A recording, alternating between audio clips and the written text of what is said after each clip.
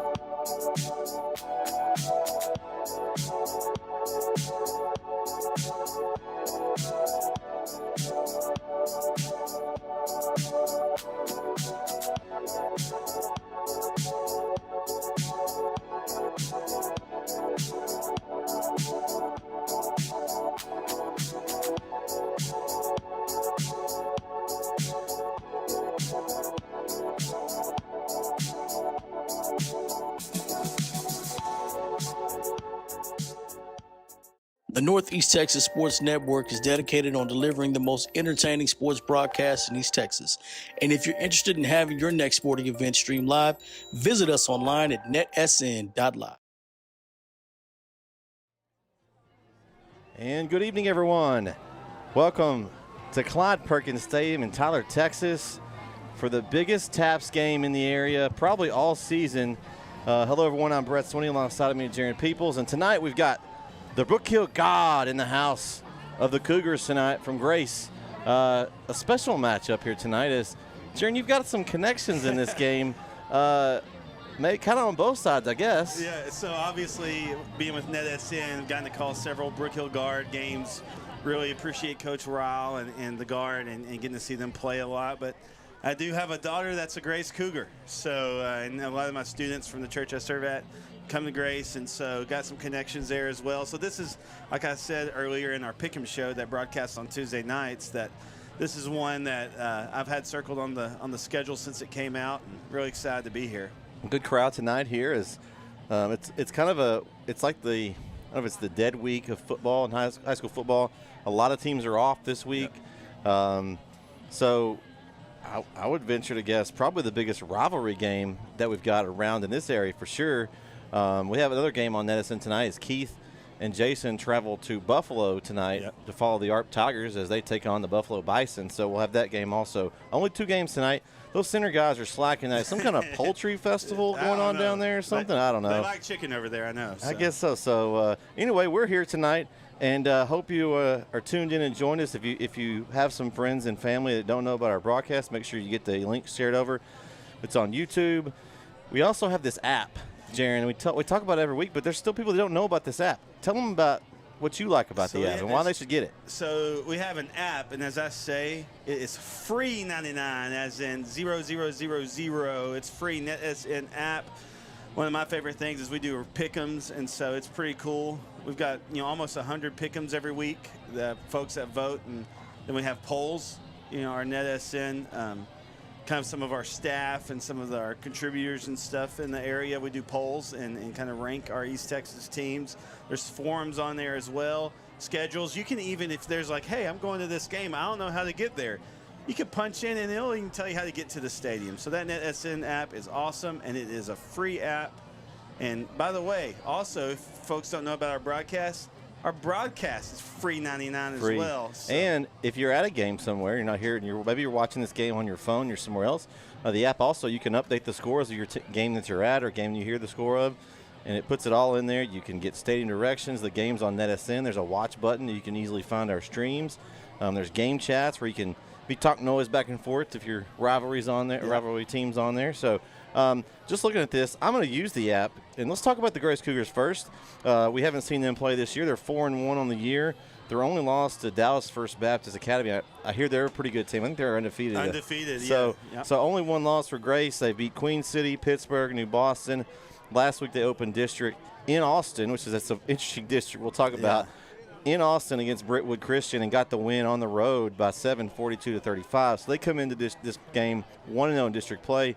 On the other hand, the Brook Hill Guard last week battled fiercely against a really tough Austin Regents team, had the game tied at points in the game.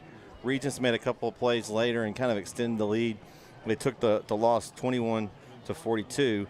They have beaten Redwater and Carlisle this year. They also lost a tough game on the road to Frisco Legacy Christian, where the two quarterbacks go down, and of course Cam Rowell is out at quarterback. He's out for the year with a shoulder injury.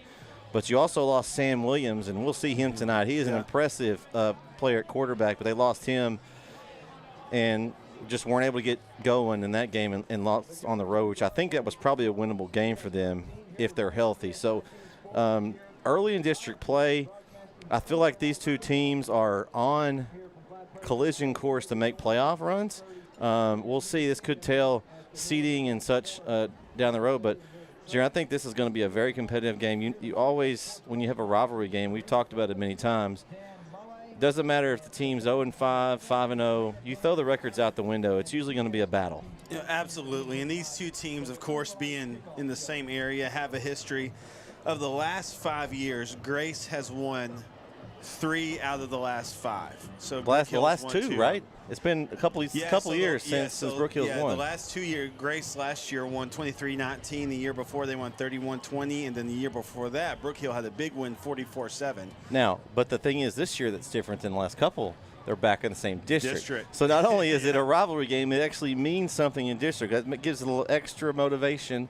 Talking to Coach Hubbard a little bit this week, his son has actually never played Grace. He's been injured or out. Yeah. So Luke McNeil, Coach Hubbard's son, he's actually going to get to play tonight. So it's his last and first. This is one of those games that these guys will look back in 20 years and remember this one. It's going to be that kind of battle here tonight.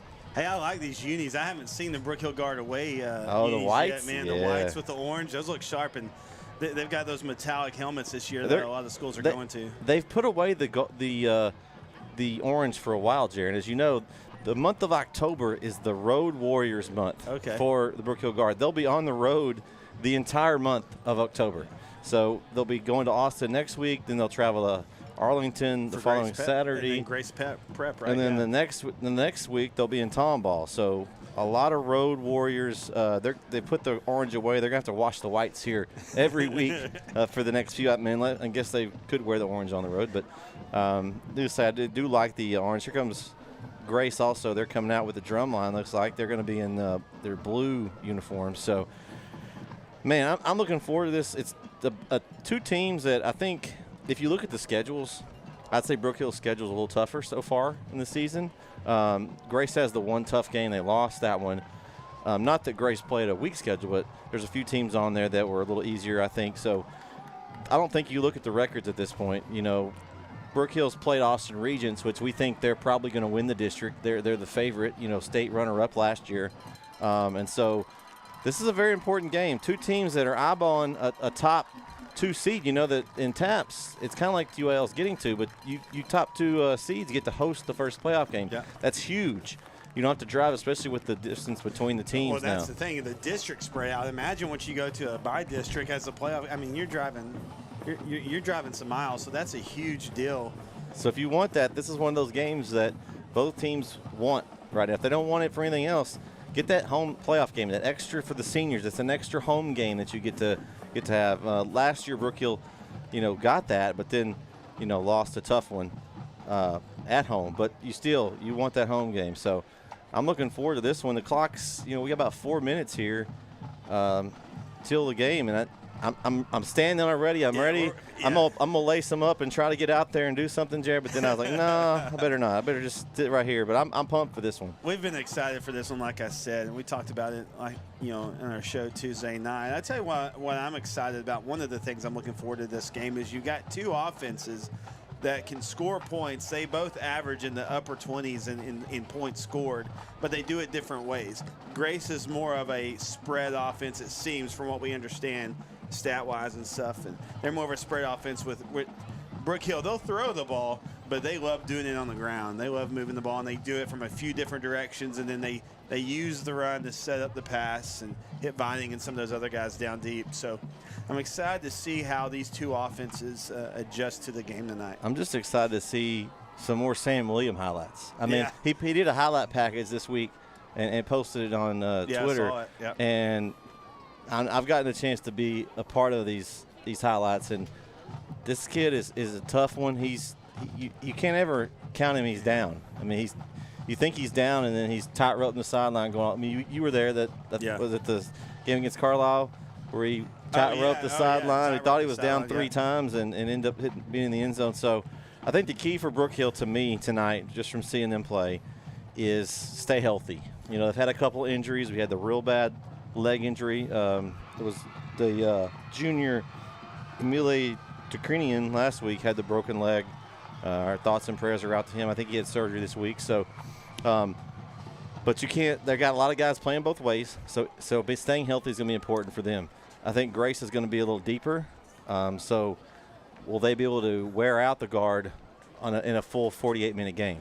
You say that, and just from looks, the guard bench looks bigger than when Grace came through the tunnel. And again, looking at the rosters, they're about even. I think it's just the players that are going to be out there. Yeah. From talking to the coaches and I think Grace, they play a few more guys. Yeah. Than does Brook Hill. So now they can rotate some more, and they can. I do know that we may see some JV guys get some playing time this week. We'll see how deep they go on the bench for Brook Hill, but. Should be a good game. Hey, make sure if you're tuned in tonight, you know the drill. Chat with us. Let us know who you're cheering for, where you're watching from, and what team you're cheering for, man. Hopefully we have some fans from both teams. It'll make things fun tonight. I know we cover Brook Hill, but we're an East Texas network, so we just cover East Texas sports. So we love getting to cover not only Brook Hill but the Grace Cougars as well. So. We got some great games coming up, too, over the next few weeks. We got some really good games across East Texas. Yeah, we'll talk about those some as we go. We're going to take it down the field here and get the national anthem and prayer, and we'll be back for the coin toss here on NetSN. Pastor Michael Gossett. Michael is the senior pastor at Green Acres Baptist Church. He's a member of the Grace Community School Board and a father of several Grace Community students. So please join Dr. Gossett here as we pray. Let's pray together. Heavenly Father, thank you for this night. God, thank you for just the gift of football and competition. And so, Father, we thank you for that. God, thank you for Grace Community School. God, thank you for Brook Hill. Father, thank you that both of these schools try to align themselves with your word and to pursue glorifying you in everything that they do. And we pray that tonight, Father, that would be true of the players, the parents, coaches, and Father, we ask for safety, and Father, we ask, Lord, that tonight we would just be reminded of your goodness and your grace and your mercy in our lives. And it's in the name of Jesus we pray. Amen. Please remain standing and face the United States flag at the north end of the stadium as we honor our nation and the men and women who serve and who have served it with the presentation of our national anthem. The Star Spangled Banner is presented tonight by the GCS Cougar Corral.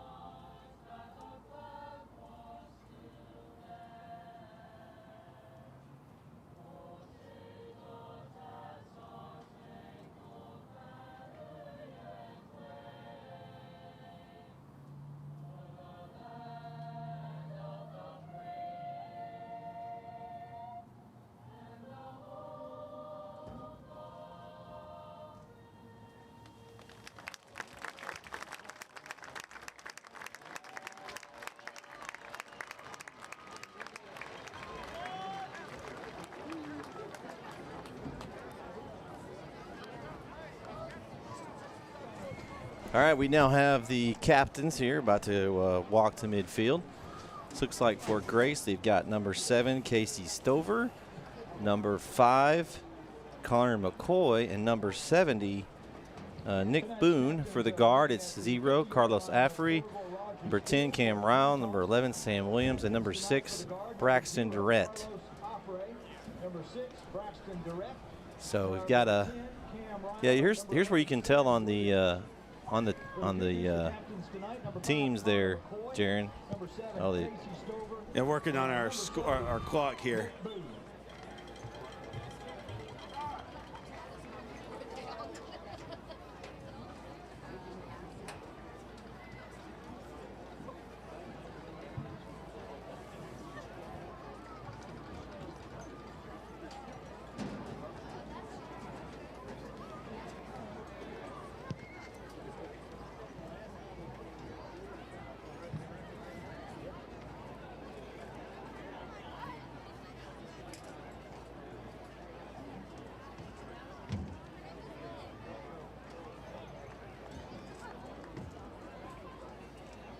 So here we go. Let's see. Looks like they're talking to Brook Hill.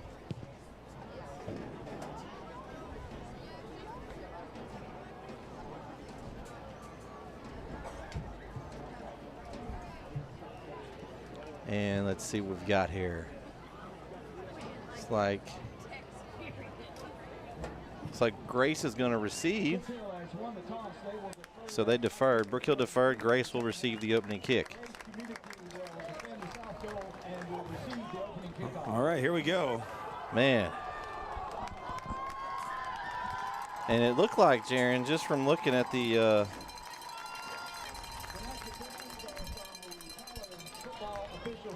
referee tonight is Mr. Joe B. Jones. Umpire is Mike Stevenson. The headline judge is Jacob Woten. Line judge tonight is Tyler Bateston. The back judge is Travis Verona. Side judge tonight is Andre Plata. And the field judge is Robert. So about ready to get underway here. Thanks for tuning in tonight. Hope you enjoyed tonight's broadcast. We got Mr. Lindros here, Go Guard. Mr. Sahari, greetings from Finland. Go Guard. I know we've got our Finnish faithful always tuning into the broadcast, so be working on our camera here.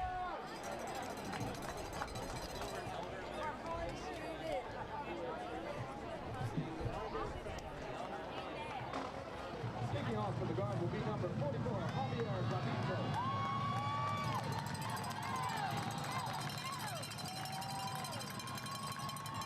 And we are set to go here as kicking for the guard, number 44, Javier Gavito. Oh, and he slips, kind of slides, and so does Grace. They're down as the field is a little slick there. Ball fielded by Ryder Welch.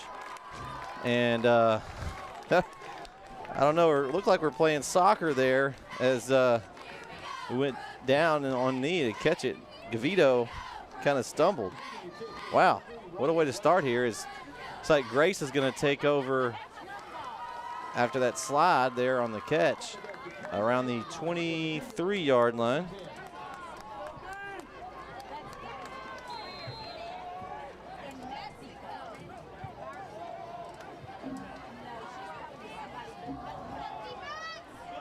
The first play is going to be a run up the middle. 46 on the carry. That is, I don't know. He's not on my roster here. I'll have to look at the other roster. 46 is not there. It's a no gain there on first down.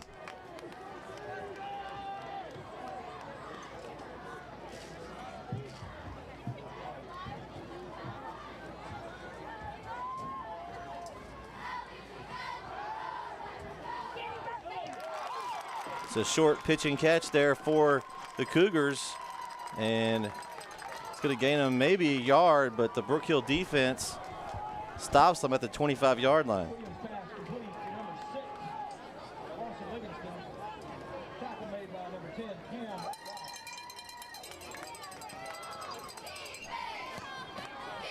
So a 3rd down and 9 here early in the game for the Cougars. Quarterback JT Williams back to pass. He throws. He's got a man open, but he couldn't find him. Pass intended for number 3, Ryder Welch.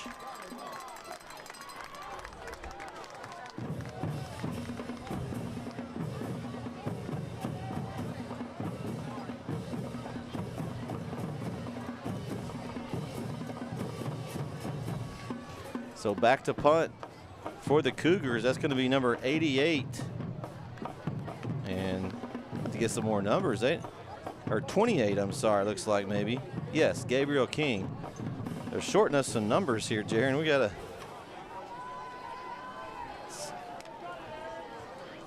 a bobbled punt, and oh, close there. Sam Williams almost gets his hand on it.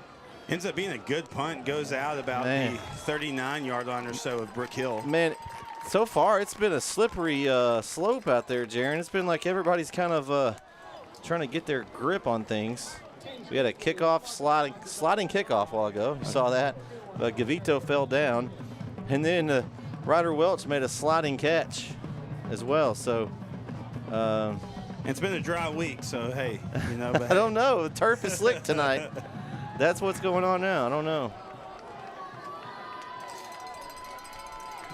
So here we go. 10:43 left here in the first. Then we maybe have the clock fixed here. Good job, Jaron. Way to multitask. Oh, yeah. So we got Sam Williams in the gun here on 1st and 10 for the guard. He's going to give it off to Braxton Durrett with a nice run on 1st down. Crosses the 45, tackled down at the 46-yard line. So a nice 6-yard gain for Durrett on 1st and 10. And Brook Hill looking to move quickly here early. So 2nd and 4 here for the guard. Williams. Vining with a little spin, but he's going to pick up the 1st down. Nice catch for Tyler Vining. Caught it at the 46-yard line. So 2 plays, 2 good gains for the guard so far as they look sharp here early going. They're now in Cougar territory. Ball on the 46 of Grace.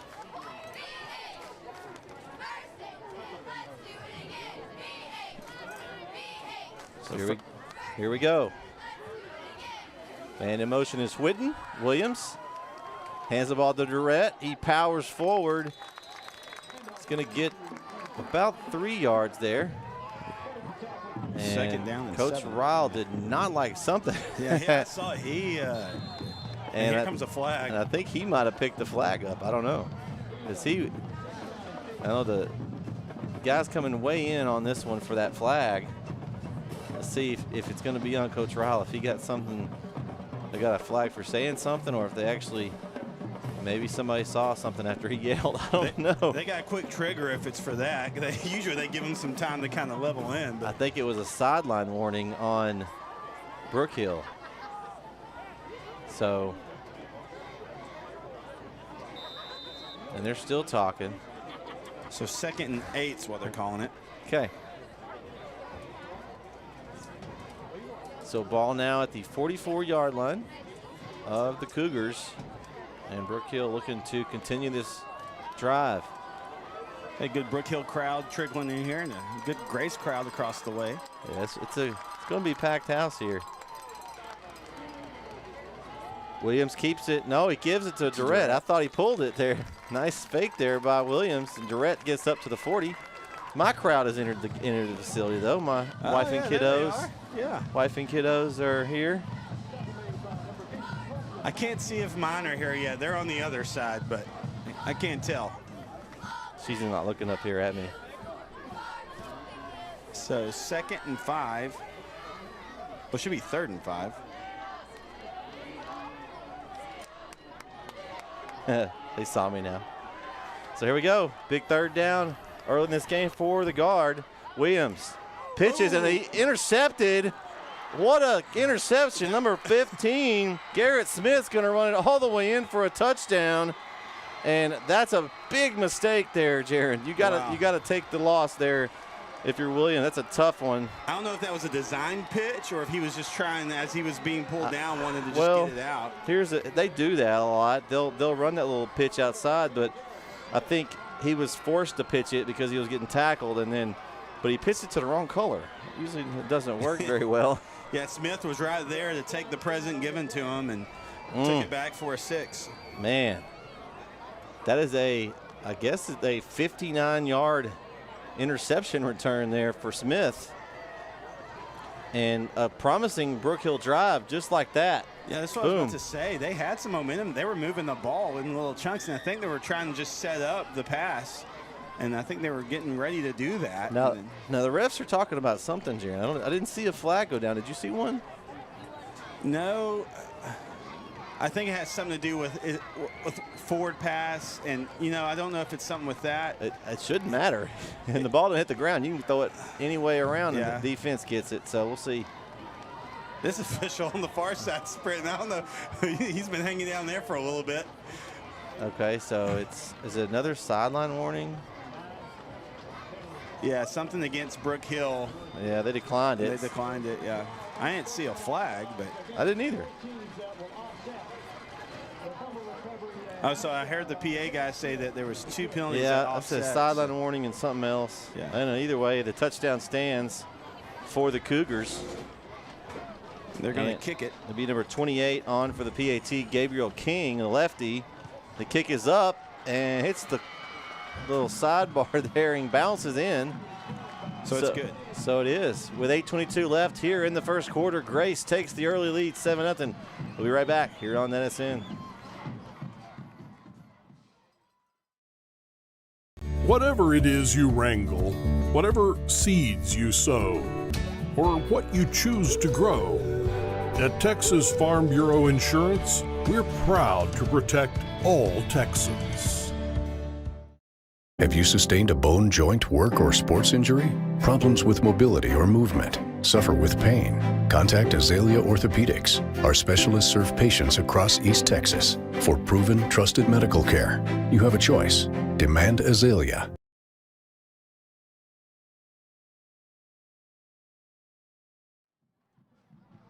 Back here on NSN. Brett Sweeney alongside tonight. It was me, Jaron Peoples, and we got a Brook Hill, a Grace Cougar in the house. Connor Starnes, 24 Grace grad here. Thanks for broadcasting. We appreciate you tuning in. Thanks so much for tuning in. Your Grace Cougars off to a good start here as they're up 7-0. They got an early Christmas present. I didn't know that Brook Hill and Grace exchanged Christmas presents, Yeah. Jaron, but I know there's not many Christmas cards going back and forth. they just gave them one there.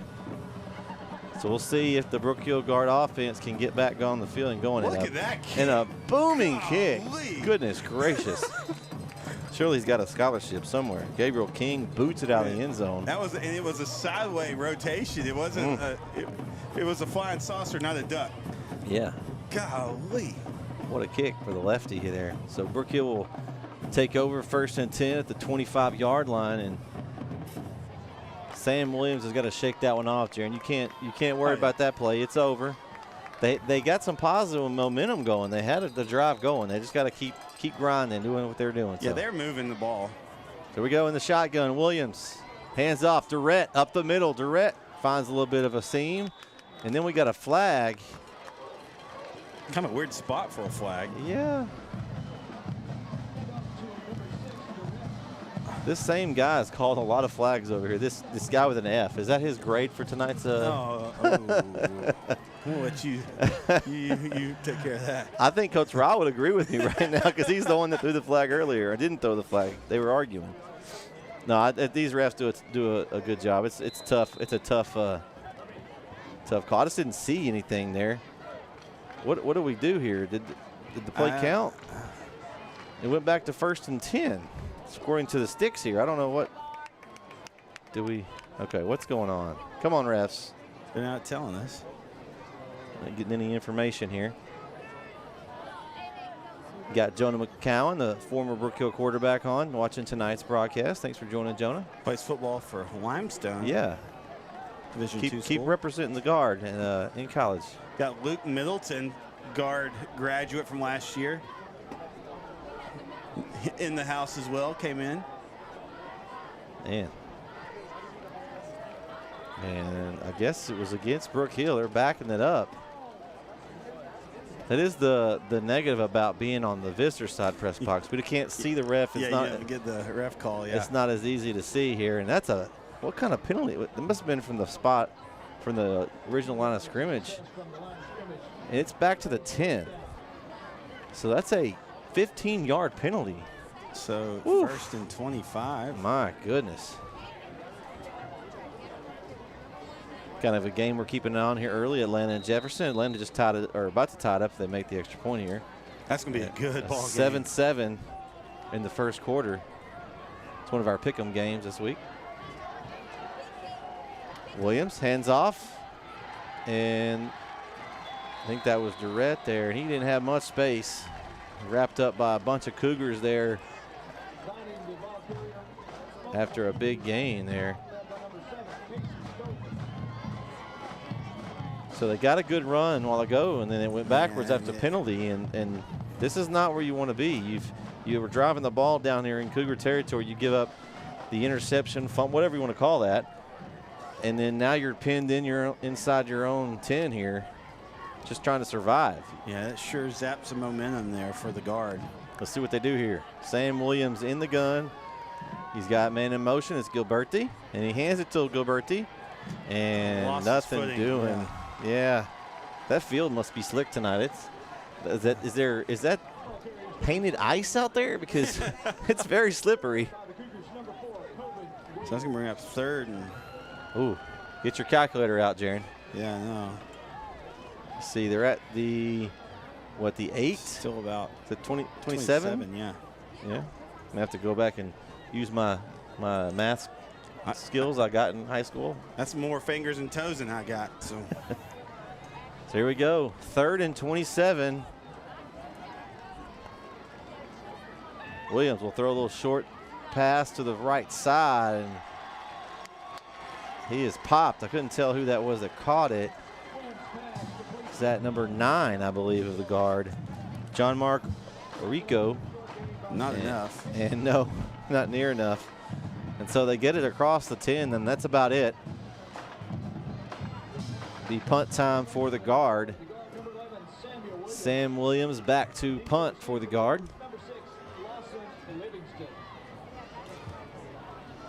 So here we go.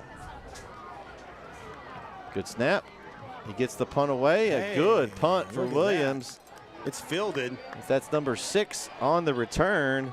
That is Lawson Livingston, and he's going to get into the guard territory. So Grace is going to have great field position here for their second possession here, but they didn't score the first possession. This is their second, and somehow they're in the lead right now. So that defense. Yeah, they'll be starting at Brook Hill's 41, so this will be time for the guard defense to really buckle down and that cannonball defense. They've got to step up right here.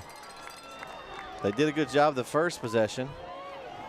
See what they've got here. You got JT Williams in at quarterback. He's going to hand it off to the big bruising back. That is number 46. That's the number I don't have, Jaron. They gave us this nice this nice, neat program. I don't see a 46 on here. You just see if you can find it. Let me do some recon here. Okay. I have my list. Maybe I should refer to it. Maybe they just maybe they had a move in or something. That's a big boy right there. I know that. Let's see. Oh, here we go. I got looks like maybe Brandon Alexander here. Okay. That's the roster I have from Coach. As scrambling is the quarterback Williams, and he's chased out of bounds, and it's going to be basically a no gain, maybe a yard. They're going to give him a yard there. Maybe about a yard. So 3rd and 9. So here we go. It's a big play for the guard right here. This is a weird spot right here, but I think if they're able to hold Grace to a short or no gain here, Jaron, I think you probably are going to see a punt for the Cougars and try to pin them back. But, you know, you've got to get there first. Looks like they've got number 2, Justice McQuay, in at tailback. Low snap. Here comes Williams. He's got a man open. Oh, a pitch play. What in the world? A hook and lateral on the sideline. And that's going to be number 2, McQuay, ends up with the ball. They're pulling out all the stops here, Jaron. What in the world's going on here? And that was designed to do that. I mean, that's exactly what they wanted it to do. Oh my goodness. Golly. They're pulling out the trick book tonight. So 1st down for the Cougars. Man. They're going to give it to the big back, and he runs through tacklers, rumbling, stumbling, runs to another tackle, and he's into the end zone for the touchdown. 21-yard touchdown run for Brandon Alexander, and the Grace Cougars now lead 13-0. Wow.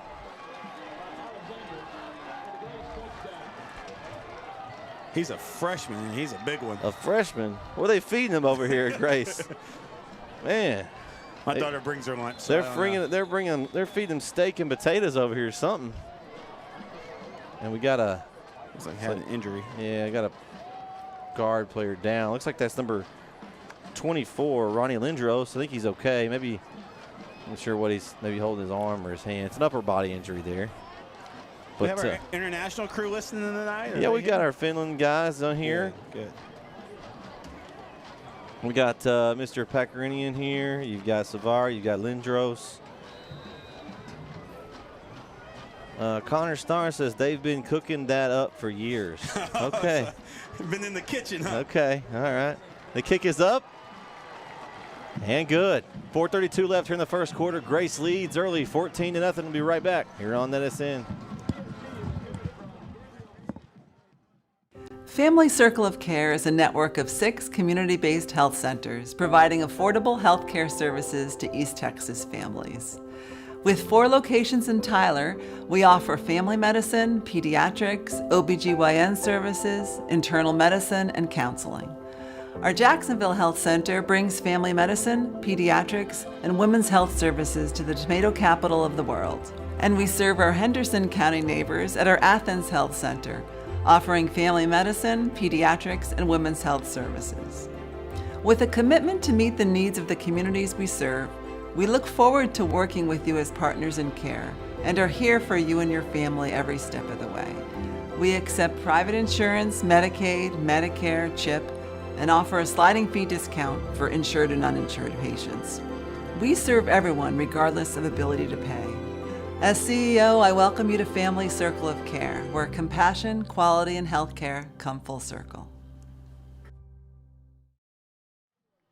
And we are back here on NSN as Grace set to kick off. Again, that is the leg of King, and it's fielded inside the 5 by Rico, and he's got a little bit of room. He's going to get across the 30. Nice return for Giovanni Orico. Man.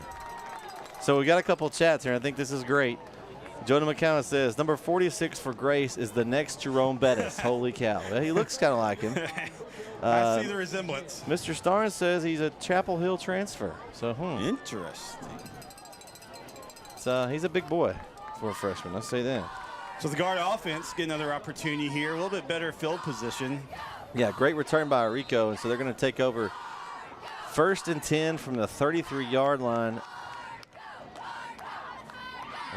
That's a in motion, and Williams just slips.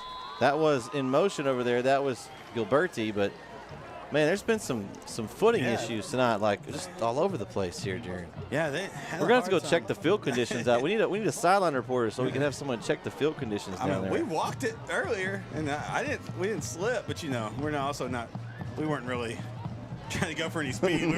We were going for burgers. Was walking, yes. There was no running involved. Just under 4 minutes left in the first quarter of play. So we go. Williams pass through the hands of Gilberti. He had space too.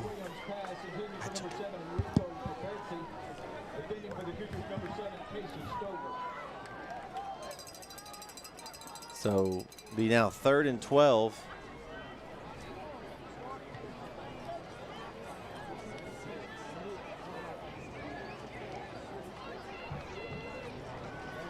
It's a big 3rd down here.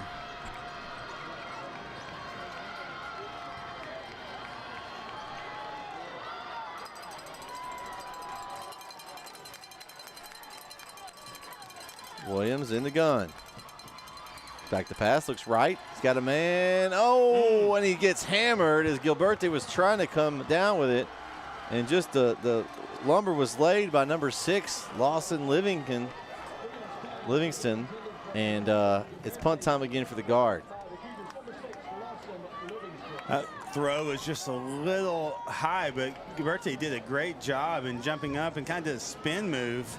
Yeah, he just couldn't come down with it. Tried to come down with it. Just it's tough. So Williams back to punt again for the guard, and a booming kick. Another great punt.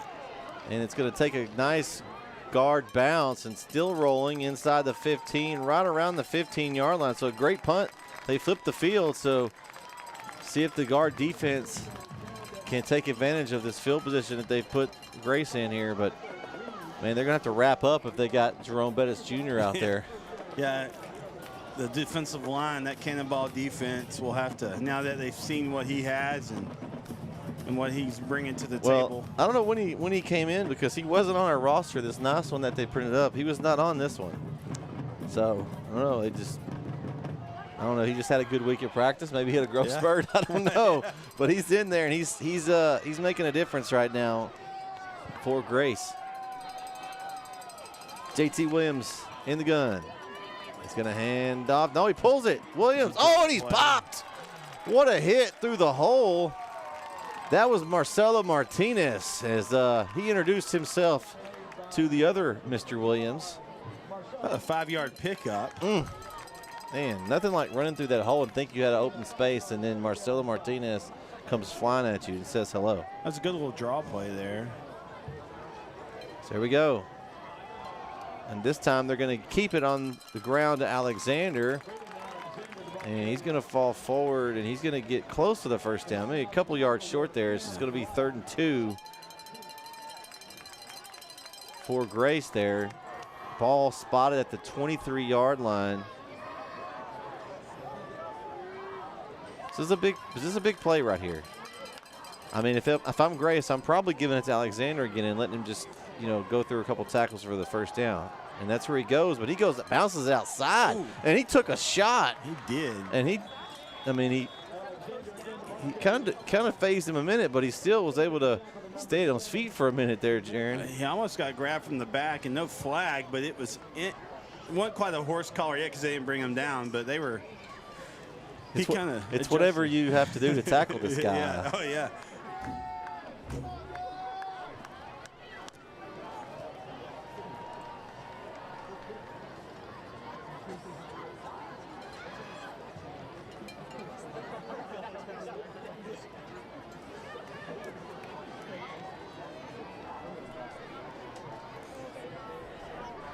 Looks like we got a flag here. Okay. Against the Cougars. Yeah, so it's going to back Grace up. So a big penalty right there is Grace had the first down, and now they will have to get it again. Looks like they're going to mark it the 20. So it was a 3-yard penalty. It must have been a downfield hold. So it's a spot foul, so it backs it up 5. So it'll be 3rd down and 5 for Grace at the 20-yard line. Another big 3rd down here. See if the guard can get back on the offense on the field. That nice play call and perfect play action play there as he connects with number 12 of, that's going to be McCade Stinson of the Cougars. Man, perfect play action there, Jeremy. Everybody thought it was going to the ground again to the left side, and he's like, nah. McCade's a good athlete. I've seen him play a lot of basketball, and he's one of the several athletes this Grace team has. Yeah, he's a big, stocky player, and perfect tight end play there. He just came off the end of the line there and just kind of ran out in the flat here. And it's another penalty, though, Jaron. So Grace is shooting themselves in the foot. They've picked up the first down twice. And, of course, it's hard for us to can't see what it is. What the call is, because there's a lot of bodies between here and there. So on the white hat, he's facing the home side press box, so we can't really see the call. Either way, it is a penalty, and so now it's 3rd and 10. So 3rd time's a charm for Brook Hill. Can they get off the field? They're going to go deep. And, good defense by Affrey. Pass intended for number 3, Ryder Welch. That was in his hands, and Affrey just slapped it out. Great job there by the guard. They really needed that, Jaron. That was incredible ball awareness by Affrey. That saved a lot. That was the first down and a lot more. And it was a great job by Affrey. Good play. So now it's going to bring on the punt unit for Grace. So Gabriel King will be punting for the Cougars. Oh, iron leg there. Oh, he's going to. I thought he was going to fake it. I think he was avoiding the pressure. He was. And it's going to take a Grace bounce. Big Grace bounce there. And it's going to be still inside of Grace's own territory. So Brook Hill's going to get good field position. About the 48-yard line, I think is where we're going to mark it. So 1st and 10, Brook Hill. I'll be interested to see what they do here. If they just shoot for it first. Just go for the big play to start the drive. They've been trying to set it up and hadn't quite gotten the momentum for the big play. But what if they just take the shot just to kind of maybe catch Grace on the heels a little bit? We'll see here, but I mean, here's the thing. Grace has kind of dominated this game, I'd say, and Brook Hill's got a chance for her to get right back in it. Oh, an offsides, free play. They're going to go over on the sideline of Vining. Catch is made. Yes. He's in bounds. Great catch by Tyler Vining. Gets, I think, both feet in bounds on the free play. And that's a great catch. Golly. Going to mark it around the 30-yard line, so about an 18 or 17-yard catch for Vining. That was pinky toe in. I mean, both pinky toes in. Golly. What a catch. And that was right about smart 20. play for Williams. I mean, you had the free play, you throw it up and try to make something happen there. It's a 20-yard pitch and catch there. So they mark it at the 31. So officially a 17-yard catch from Williams to Vining. Oh, okay, so 17. Yeah, we started at the drive at the 48.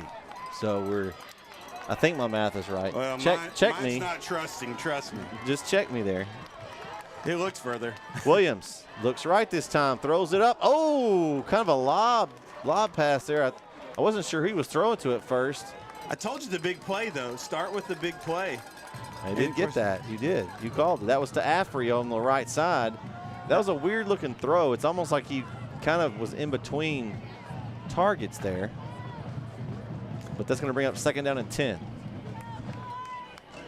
Now let's see if they stay on the ground here, try to get some of this for a manageable 3rd down.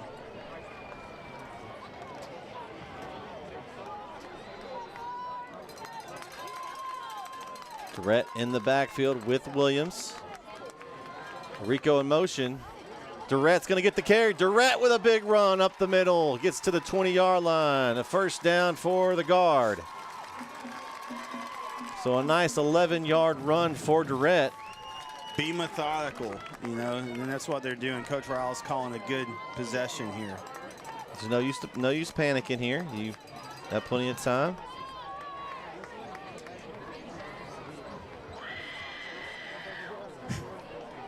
This is a long game. You know, you had a good start. I mean, Brook Hill hasn't played bad. Besides that one play, this could be a 7-7 game if they complete that first drive. So just keep doing what you're doing.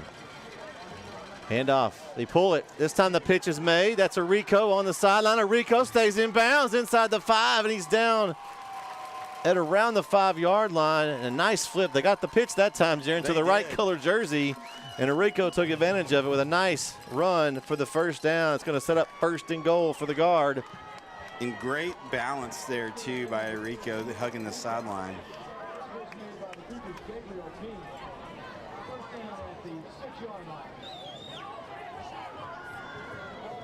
So with 1:06 left here in the first quarter, the guard looked to get on the board here in this big rivalry matchup. This TAPS Division II rivalry district game here. Williams, the man in motion. He's going to keep it. He's going to throw. Ooh, he was looking for Luke McNeil. He had him open. I don't know. They look kind of funny coming off. Did he get deflected?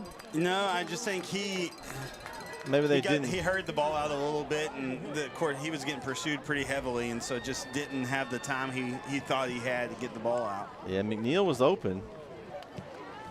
It just kind of looked odd. But, yeah, it would make sense if he threw it before he was ready to. I'm sure McNeil hadn't broken off his route yet. So here we go. 2nd and goal from the 6. See if they get the ball number 6 this time. And they're going to follow 6. Williams run. He's going to run people over. And it's signaled. It's touchdown, God. 6-yard touchdown run for Sam Williams. And they finally get on the board here in the first quarter. Looking to get within 7 here, Jaron. And we know how hard it is to tackle Sam Williams.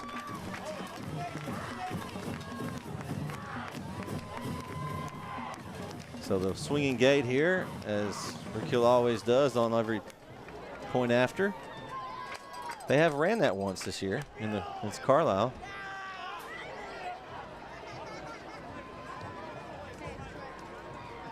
So with 56.3 to go here. Let's see if we get a 7-point game. Kick is up for Gavito, and it's good. 56.3 to go here in Tyler, Texas, Clyde Perkins Stadium. Grace now leads 14-7. Be right back here on Edison. Cheryl Germany Higgins has lived in Chapel Hill all her life, and she and her team would love to help you invest your hard-earned money in a very conservative way at Income Portfolio Strategies. Over 40 years of banking and investment experience. Give her a call today at 903-509-2289. Have you sustained a bone, joint, work, or sports injury? Problems with mobility or movement? Suffer with pain? Contact Azalea Orthopedics. Our specialists serve patients across East Texas. For proven, trusted medical care, you have a choice. Demand Azalea.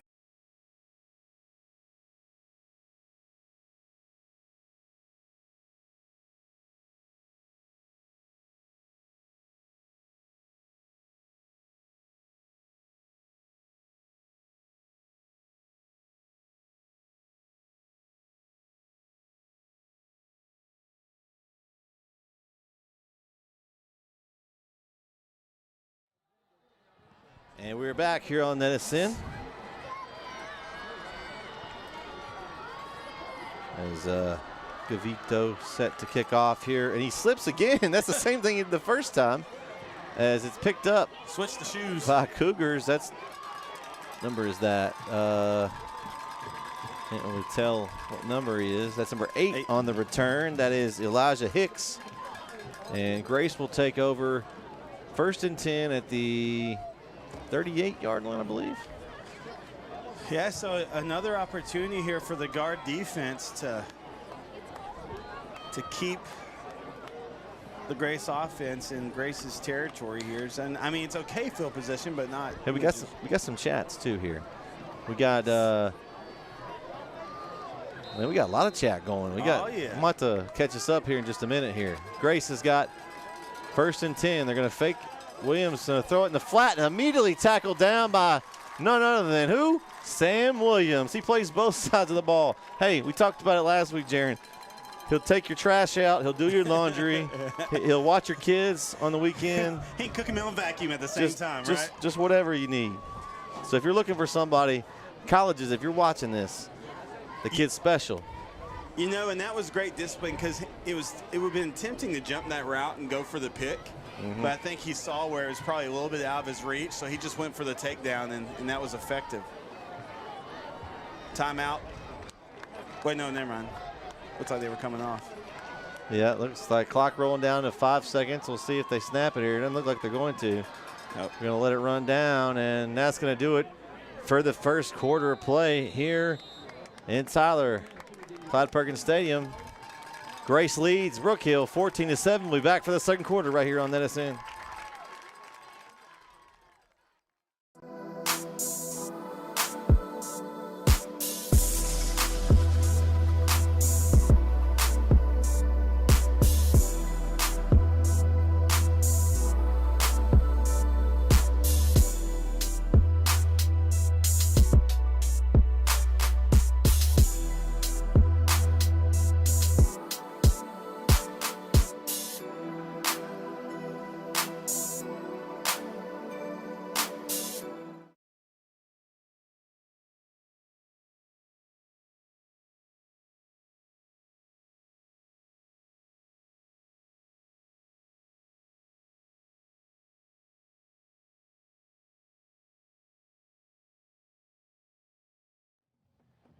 And we are back here on NSN as we have second quarter action coming up here. We got some chats going. Looks like Jonah and Connor are having a good time here in the chat.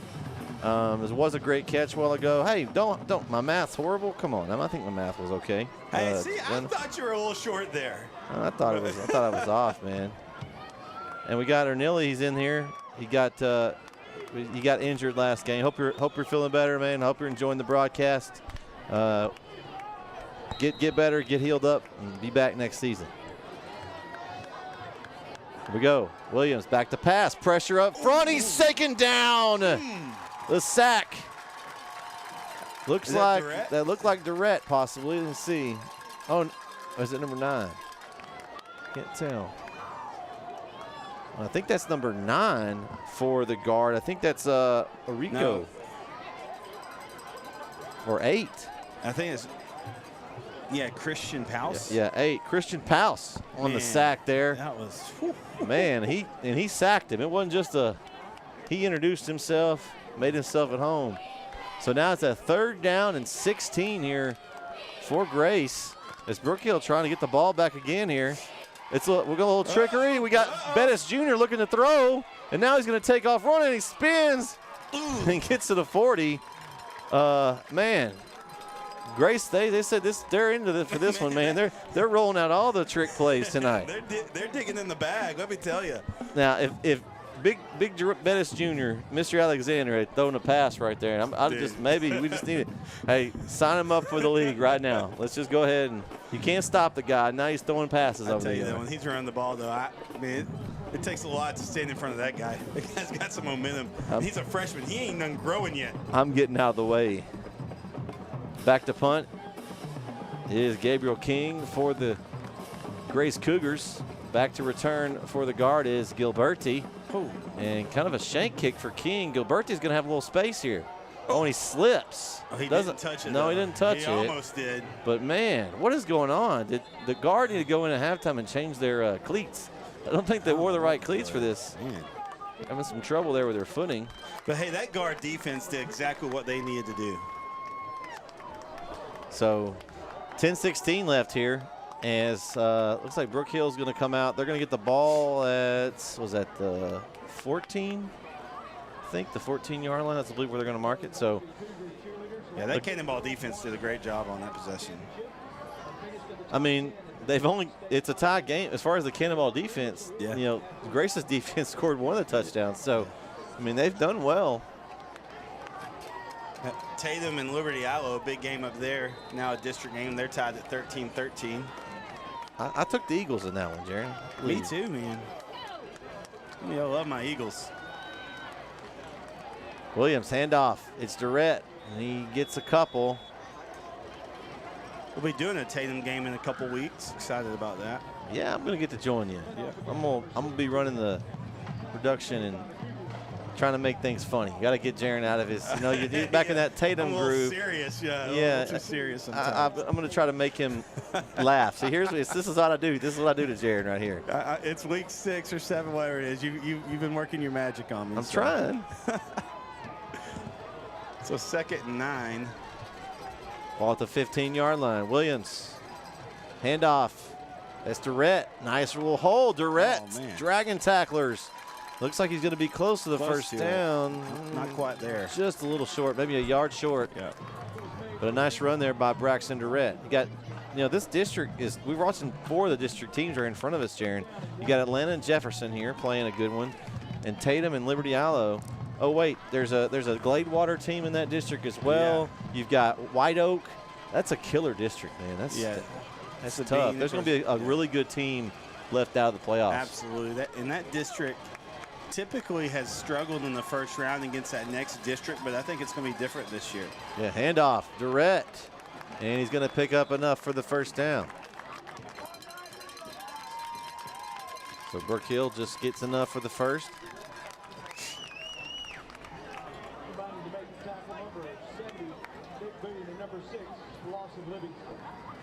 Yeah, the trick plays, man. They're pulling out all the stops for the trick plays now. They got it going in the chat. Connor and Jonah are having fun tonight. That's good. That's what we're here for. That's great. Hey, and let some of your classmates know. Send the link to some of your classmates, folks you graduate with that might want to tune in. This is a rivalry game, so. Here we go. 1st and 10. Williams going to hand off again. And not a lot that time for Durrett. Did they give him maybe a yard? I think they might have gave him a yard there. He's gonna be marked down around the 26-yard line. Now we've been kind of lulled to sleep here, Jaron. When they put the ball in the air, and you got to imagine at some point they had success last drive throwing the ball a couple times. 2nd and 9. I'd probably go for it right here. Let's see if they can get Williams too involved. Williams is going to drop back the pass. He scrambles, breaks the tackle, spins, another tackle. He's just dragging a guy across. It's going to get about 3 yards on that play. Just making something out of nothing. And I mean, I just feel like anytime he's just going to slip through and just go house call. I mean, yeah. So 3rd down and 7 or 6 there, somewhere in that range. 6. Williams back to pass, looks left. He's going deep down the left sideline. Good coverage. Oh. And that was intended for Tyler Vining, but it was great coverage on the far side. That's the Boston Livingston did a great job. Yeah, Livingston. There's a flag on the play on the far side. I wonder if there was a little hand fighting over there that we couldn't see. It's around the line of scrimmage. Oh, is it?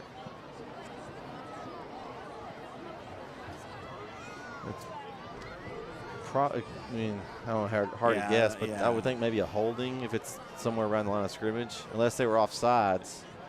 I didn't see that.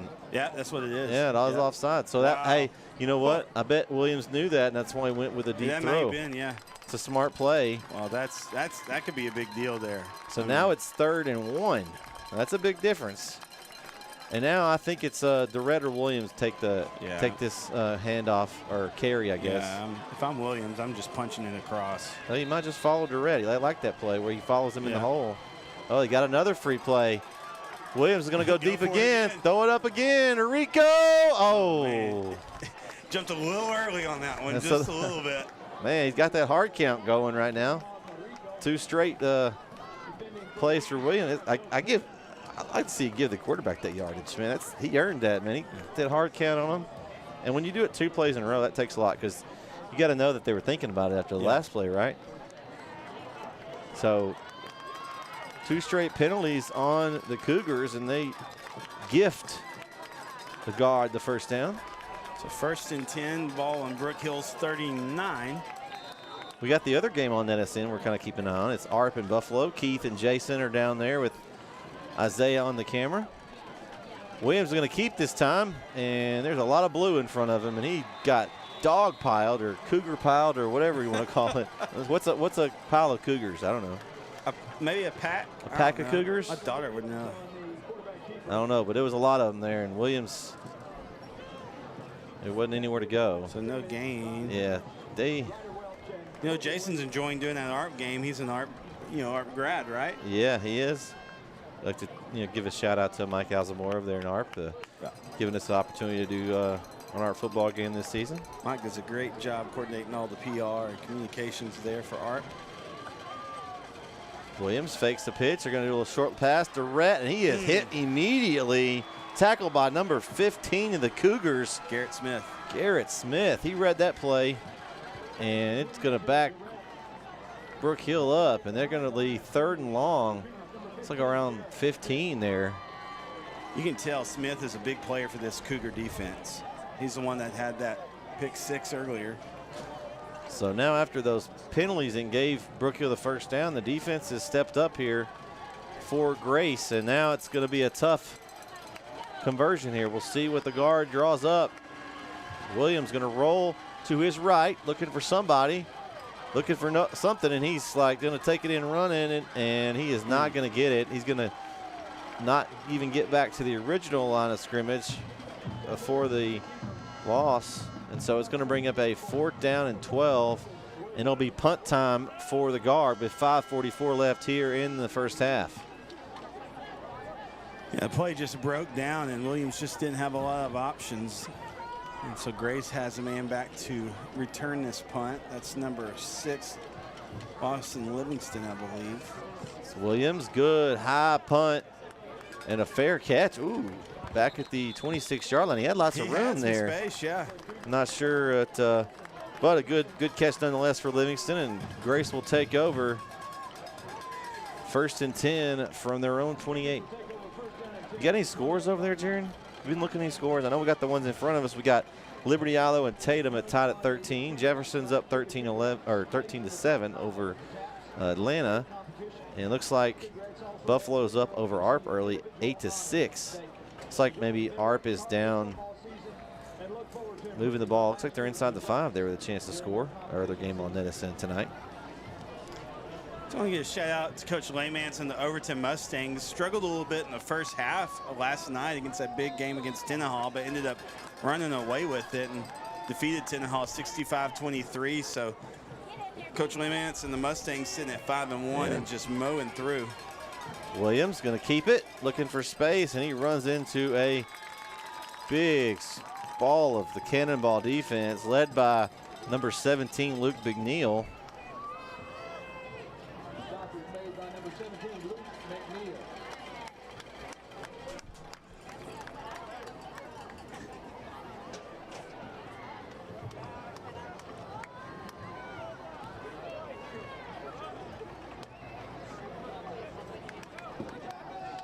So here we go. Williams going to throw out to his right.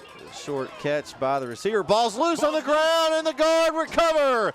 A huge turnover. Braxton Durrett on the fumble recovery. I'm sorry, wait, is that? I think it was. And a great recovery for Durrett. And Brook Hill will take over 1st and 10 from the 34-yard line. Great field position. Just what the guard ordered right there. Just under 5 minutes left, and the guard gets the ball coming out of the half. They do. So they could score here and then get the ball to start the second half here. So a big drive here for the guard. Williams back in the gun with Durrett to his right. Man in motion. Fake handoff. They're going to go across the middle. Wide open. Oh, through the fingertips. That was number 1. That was our basketball star, Beck Langmeyer, who was wide open. And if you can overthrow him, that's tough because he's a big kid. So a tough throw there for Williams, and just an inch or two away from a touchdown. I mean, he hit his fingertip. Oh. Carthage up big on San Benito, where they met in the middle, and Carthage both teams drove over 4 hours to meet in Bay City. That's an interesting non-district game. There we go, 2nd and 10. Handoff. Mr. Rhett trying to break some tackles. He does. He gets a few extra yards there on the end. Nice run for Durrett. We'll have Carthage on our network because they take on Rusk on November 1st. We'll also have them against Center. Yeah, that's right. Is it next week? That's right, yeah, next week. Next week. I forgot, yeah, our Center Carthage guys. Center, probably maybe one of the games of the week around the area. Yeah. Center coming in undefeated. They're getting on a bye this week. They're all at the Poultry Festival. Maybe catching some of that Carthage game, doing some scouting. Oh, yeah. I mean, a long way to scout, though. They may be watching the broadcast. They are probably watching the broadcast. Maybe if it's working. Williams keeps, the ball's loose. It just bounces to Rico, and he picks it up. And he's going to get to the 25-yard line. It's going to be close to it. It's going to be close to the first down. Wow. Man, you talking about making something eliminate out of some rocks. That ball is not round either, and it bounced right up in Rico's hands after Williams fumbled it. And whew. I think it's going to be short. Yeah, they're gonna say it's a yard or maybe two short. So here we go, a big 4th down here with 3:38 and clock rolling here. Williams gets him a jump again. Williams has got a free play, gonna go end zone. Almost a bounce to another receiver. Man, he has got that hard count down. He does, I tell you that. You know, Coach Russell and company, he's going to talk to the defense about that in the locker room. They're giving him yardage there. They are, yeah. Whew. Man, that was almost a tip touchdown. It really was. One of the Grace defenders got a good hand on it, but it almost fell in the arms of a guard receiver. So it's going to be 1st down. It's like ARP did score. They're now up 14-8 there in Buffalo. Our ARP team's really playing good ball this year. They really are. A tough one last week. Yeah. Lost the troop. They lost their quarterback. They got Zane Bork, the receiver, moved to quarterback. Played a valiant effort, but tough to do that when you lose your receiver and quarterback. Caught across the middle and taken down by the helmet. And that's going to be a 1st and goal from about the 1. And a nice catch there by Arico. That's John Mark on that catch. Man, that hurt me looking at it. Woo! I'd have neck pains in the morning. Man. So half the distance to the goal, which, you know, the ball came down about, what, the 4-yard line. Yeah, it's going to be the 1 or 2 yard line here. See where they actually spot it. And that looks like at the 2. It's in front of the hash for the extra point. So it looks like the 2-yard line. So it'll be 1st and goal. 3:23 left in the half for the guard, and I'm handing it off to number 6 if I'm the guard right here. I'm giving it to my man Durrett and let him make something happen here. We'll see what Coach Rowland and company decide to do. I don't think he has the yellow gloves on. He doesn't. He hadn't had them the last couple weeks. I'm not sure why. He didn't have them last week either. Williams, and they're going to give it to Williams right behind Durrett, and he's going to get into the end zone for the Brook Hill guard touchdown.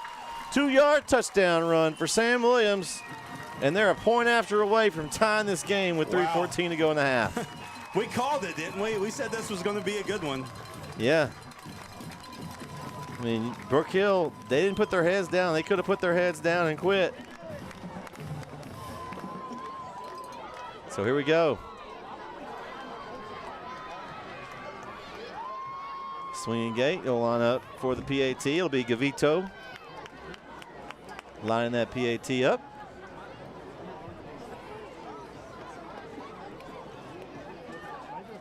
Good snap, good hold, kick is up. And good. We got a good one here in Tyler. Grayson, Brook Hill not up at 14. 3:14 left in the half. We'll be right back here on that SN.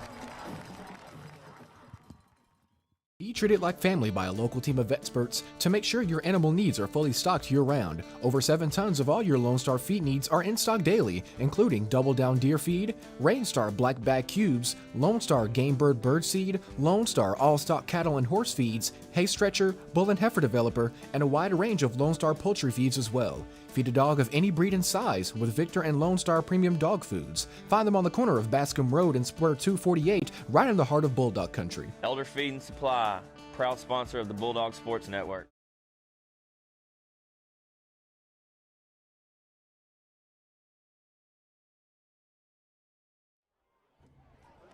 We are back here on NSN. Brett Sweeney alongside me, Jaron Peoples. Man, it's one of the games of the week here in East Texas. If you're not tuned into this game tonight, what are you doing tonight? Unless you're at another game, man, that's okay. But if you're just sitting there watching, make sure your friends know about this one. This is going to be back and forth, a slugfest all night, Jaron. We got some friends whose kids go to Grace, the Bravon family. They're in Springfield, Missouri this weekend, and they're tuning in. They sent me a picture. They've got it pulled up in their room there where they're staying. So. Awesome.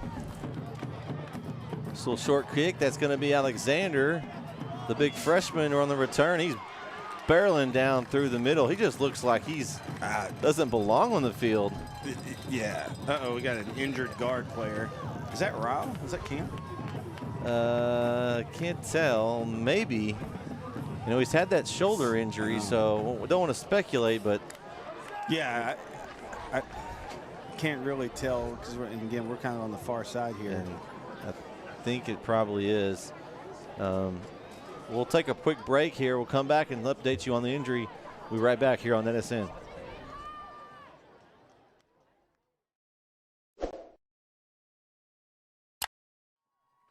And we are back on NSN. That was Cam Morale, number 10 for the guard. Looks like he walked off on his own power, so he's okay. So it'll be 1st and 10 for Grace here.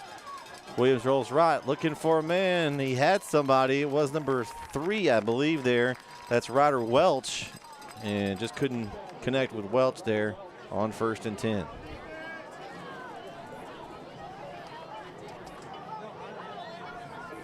It's a tie ball game. Right at 3 minutes left in the half. And we're going to try to work on that clock, too, at halftime. I've got some strategy while we have some time to work on it here. These bleachers are rocking now. It's messing it up. Williams powers forward, and he's going to get a couple. Yeah, the bleachers here, man, there's so much energy in the stadium. So much energy. It's like, you know, shaking our scoreboard camera. So we'll get it working, though.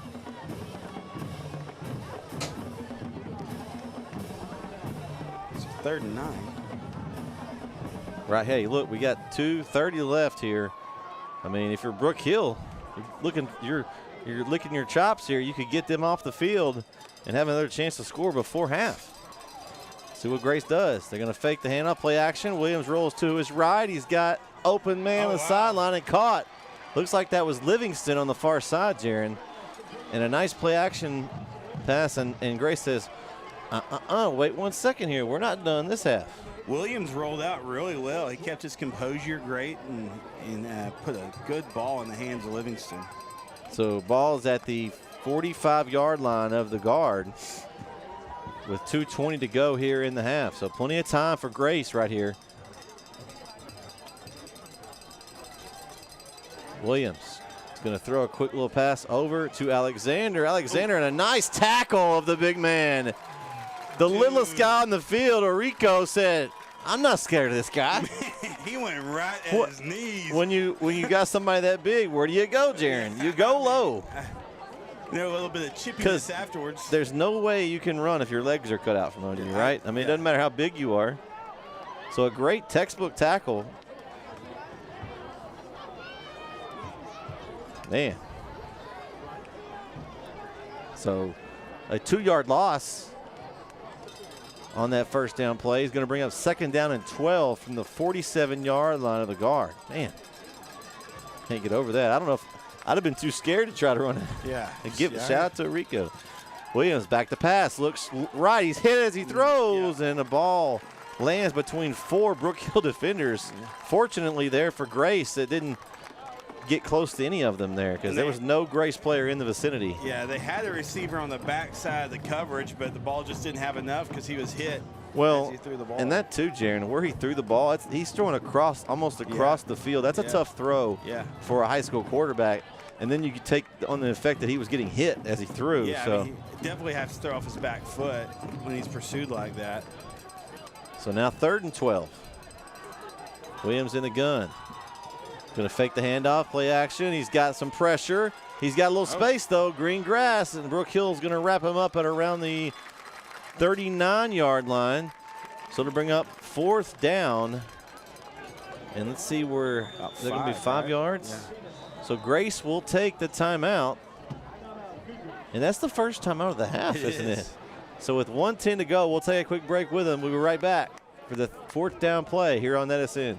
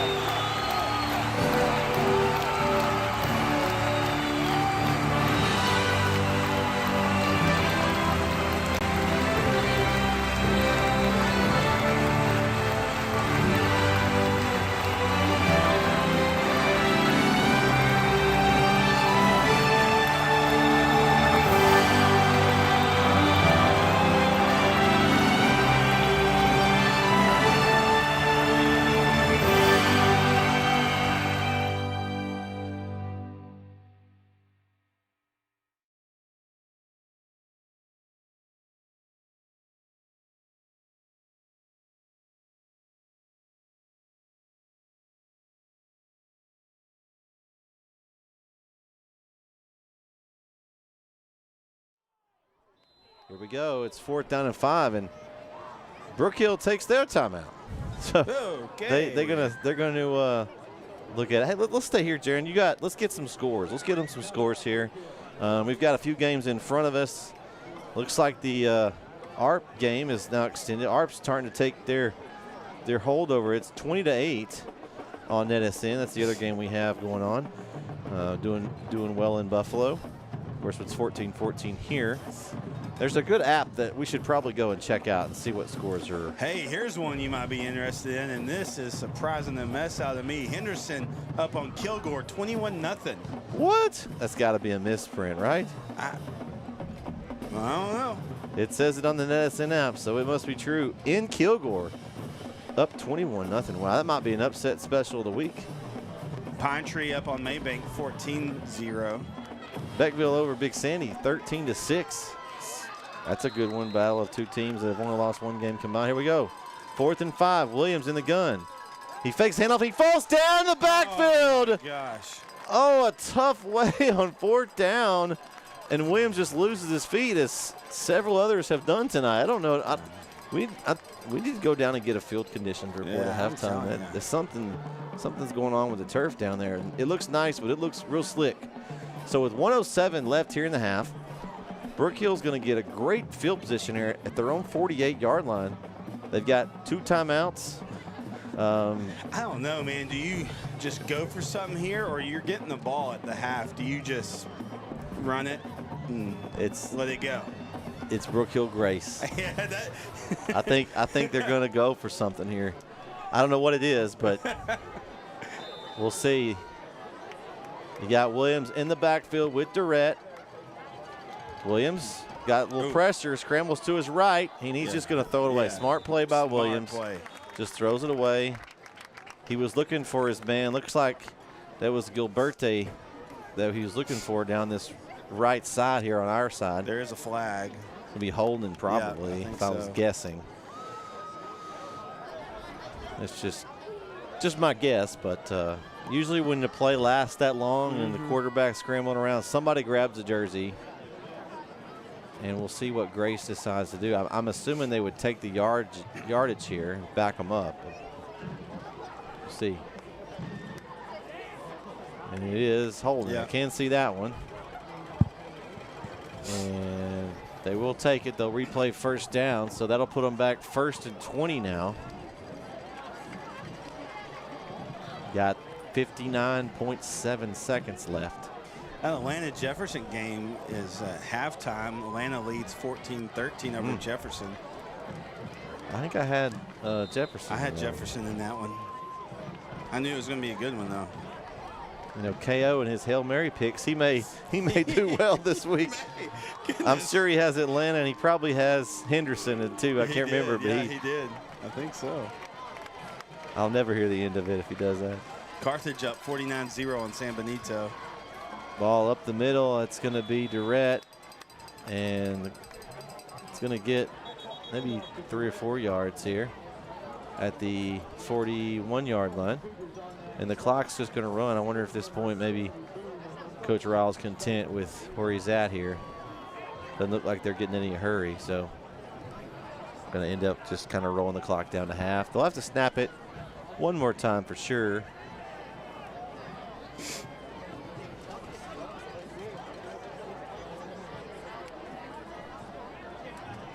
Yeah, they're definitely in. Let's just take the ball to half, tie game. After the way this game started, I'm sure Brook Hill, you're happy with where you're at. And they're gonna, they're in the victory formation, even though it's not that time yet. They're just going to take a knee, and that's going to do it for the first half. So after one half here at Clyde Perkins Stadium in Tyler, Texas, this Big Taps Division II, District II rivalry game, man.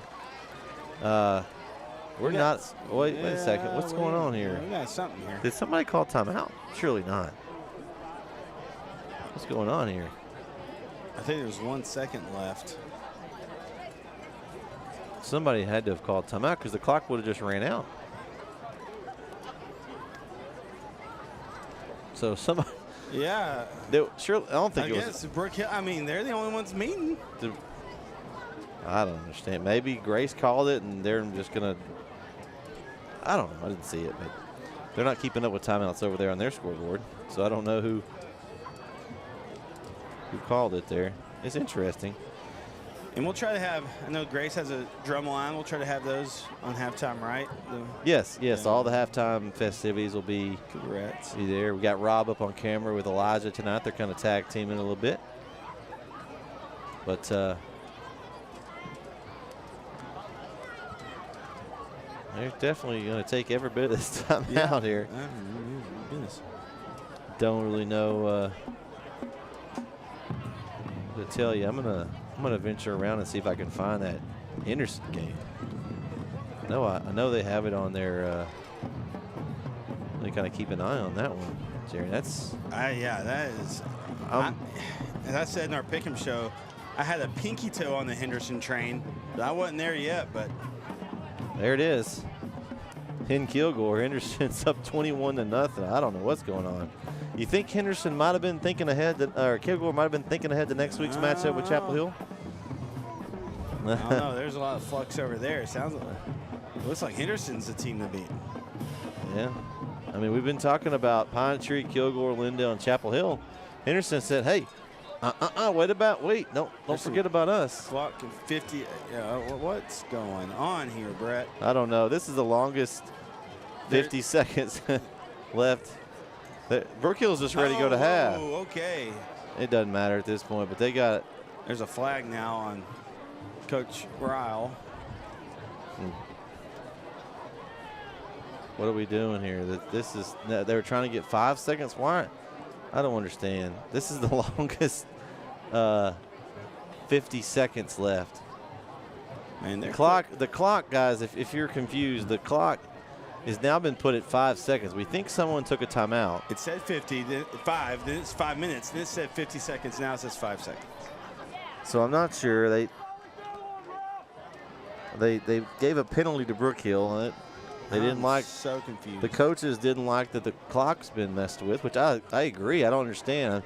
You know, it's just kind of weird here.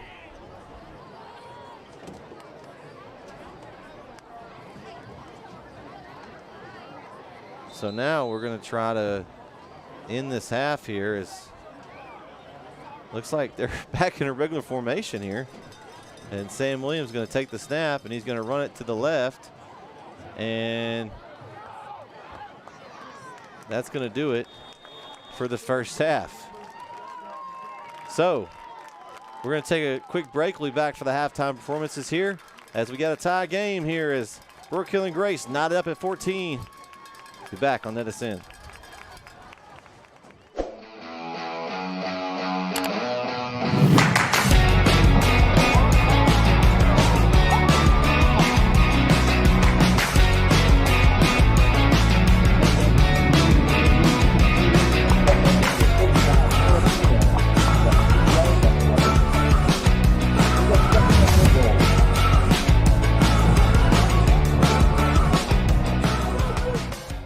Whatever it is you wrangle, whatever seeds you sow, or what you choose to grow, at Texas Farm Bureau Insurance, we're proud to protect all Texans. Have you sustained a bone, joint, work, or sports injury?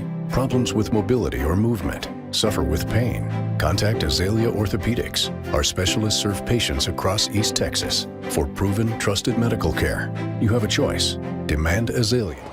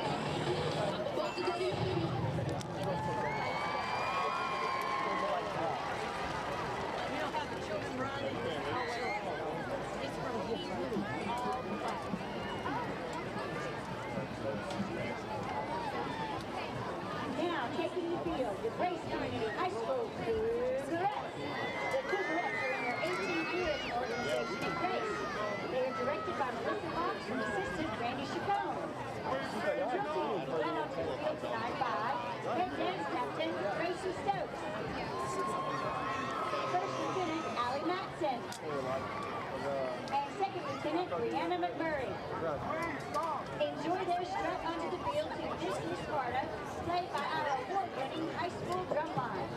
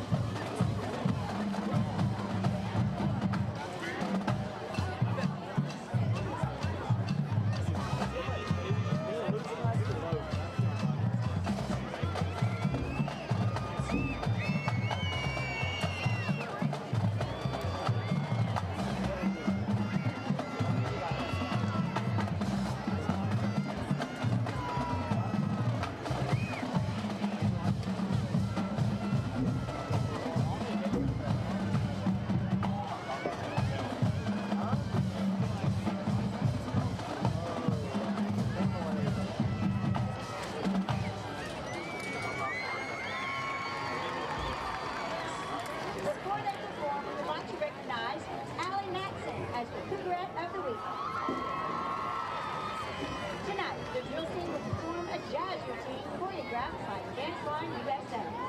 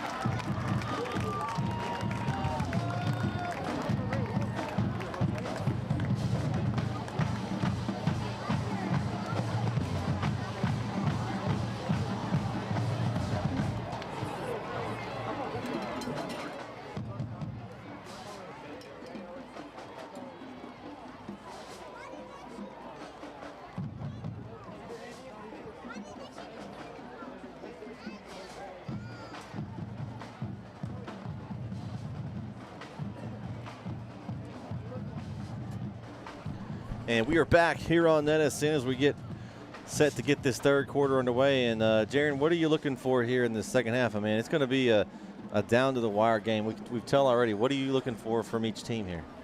You know, I'm looking forward to see how each defense kind of adjusts. Now they've gotten a little taste of what the offense does. You know, for the Brook Hill guard defense, really kind of found their stride as the half went on. But now you see what Alexander is, what he can do. He's kind of that wild card for the Grace offense. And if you're Grace's defense, I think what can you do to contain Sam Williams? And you know, Sam Williams has been able to make some good plays in the ground, on the ground and in the air. So I think it's just going to be really interesting to see what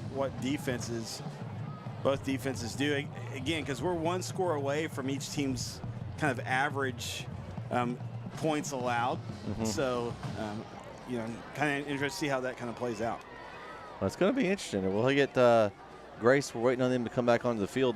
Brook Hill will receive the second half kickoff. So, you know, Grace got off to that 14-0 start. Then it was Brook Hill kind of the second quarter. They, you know, asserted themselves. And so now, just like we expected. I mean, didn't expect anything less. Two teams that are, again, fighting for that, probably that second, third seed area, we think, in the district. And this is a big game here for both schools. And well, and it's a rivalry game, like we said. And that, you know, and a lot of times folks will say, hey, don't make too much of that. But, I mean, these kids know each other. They've probably played a lot of sports against each other. And so. And here come the Cougars back onto the field as we get ready to kick off. Hey, surprising score of the week, man. We're keeping an eye on this one. Henderson at the half, 21-0 over Kilgore. I mean, my goodness. Yeah. Corey called it. I'll give Corey his – now, Kyle didn't call it. I can't give him his because he's just throwing everything out the water. But Corey said, I called it this week as a trap game. Yeah, I did say that. I still picked Kilgore because I thought they would win. But you get Kilgore – I mean, I don't know what they're looking to that next week's game between them and Chapel Hill. And did they just, I hate to say it, did they dismiss this Henderson game? Hasn't been a game in the last few years, but Coach Baker over there in Henderson, he's getting things turned around. Yeah, and I just, you know, Coach Baker, of course, coming from Carlisle, one of the schools that we cover. You know, his dad was a coach at Carlisle for a long time. And I just hadn't quite bought them yet. You know, hadn't quite bought they're it yet. selling me right now. Yeah, I mean, this is the game. And I said in our Pick'em show, my toe was on the Henderson train, but I wasn't on it yet. But it's hard, you know, and part of that was just competition. But hey, you go against Kilgore and you're beating them right now by 3 scores. I mean, still got a half left, but yeah, that's a good way to get folks on the train. What about the ARP Tigers with 38 straight points to lead Buffalo right now, 38-8? Zane Bork's doing a good job at stepping in quarterback as we just are talking. He looks like he might do a touchdown pass. It's close here at the goal line, but the other game on NetSN is the ARP Tigers looking good on NetSN tonight. You know, Zane Bork, a great athlete, really a baseball kid. I mean, really, and you know, I've seen him play basketball too. He's a multi-sport athlete, and I know he had a surgery last year, I believe. But you know, coming out and playing a great game for the ARP Tigers. So it looks like, I mean, ARP just putting up points all over the board. They're trying to set records here on NetSN. At 38, they're trying to get another one here before half. That Tatum-Liberty Iowa game looks to go back and forth. Liberty Iowa's up 28-20 on that one. And so many good games this week. And Art puts it into the end zone there. So there you got another one. Just Keith and Jason over there calling that game. But we're ready to go here as we've got the second half action. Taps Division II, District 2 rivalry game tied up at 14. And here we go. It's King with a kickoff, and it's a deep kick. And he goes through the end zone. No surprise there as he shows his leg again for a touchback. So I did some scouting and some asking about the turf.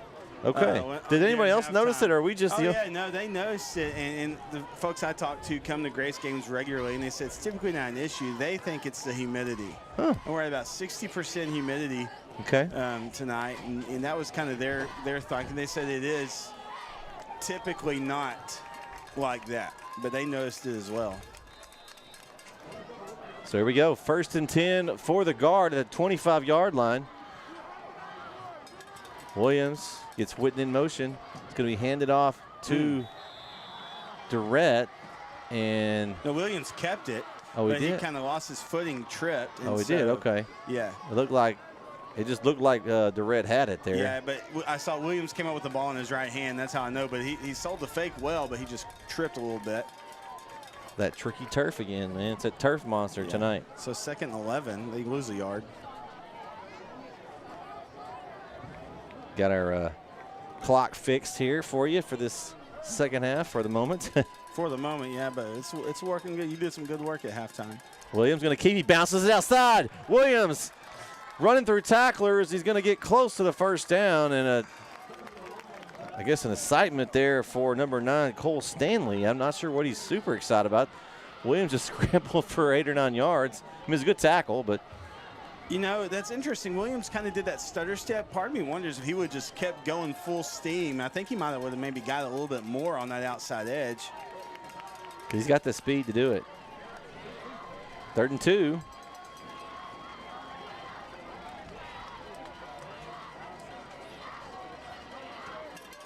Big play here early in the half. We'll see if Brook Hill can extend their drive and keep the Grace defense on the field.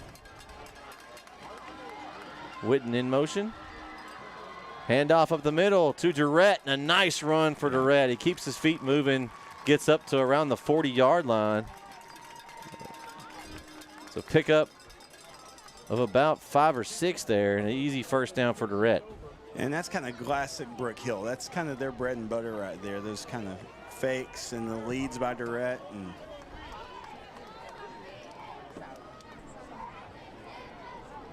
this is what they want to do. They want to kind of pound on you a little bit, and then they'll hit you every once in a while with a strike on the outside.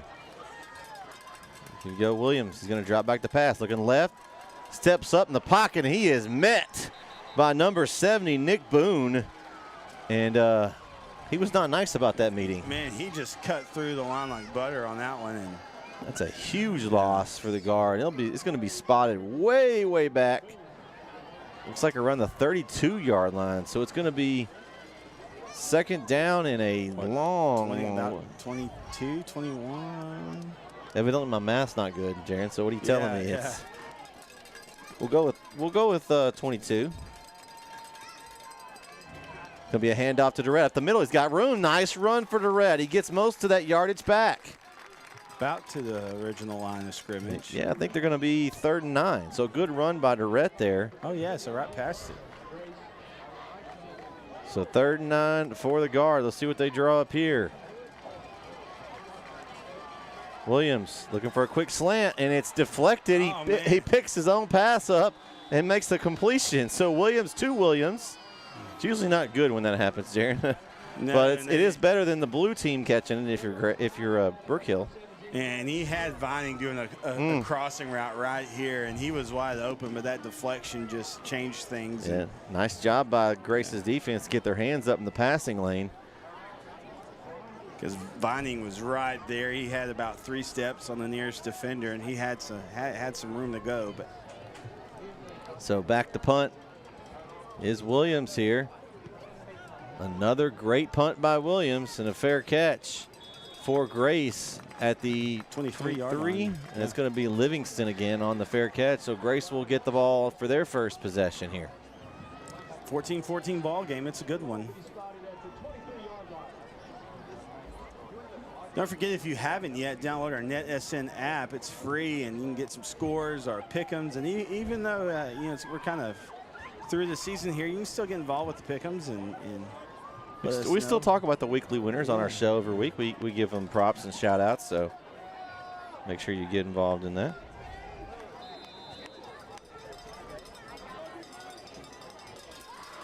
Here we go. To the bruiser. And he is met by a whole bodyguard, all the bodyguards, I call them. We call them, so we go to the Brook Hill gym, Jaron. You got the student body sitting up to our right, and we name them the bodyguards.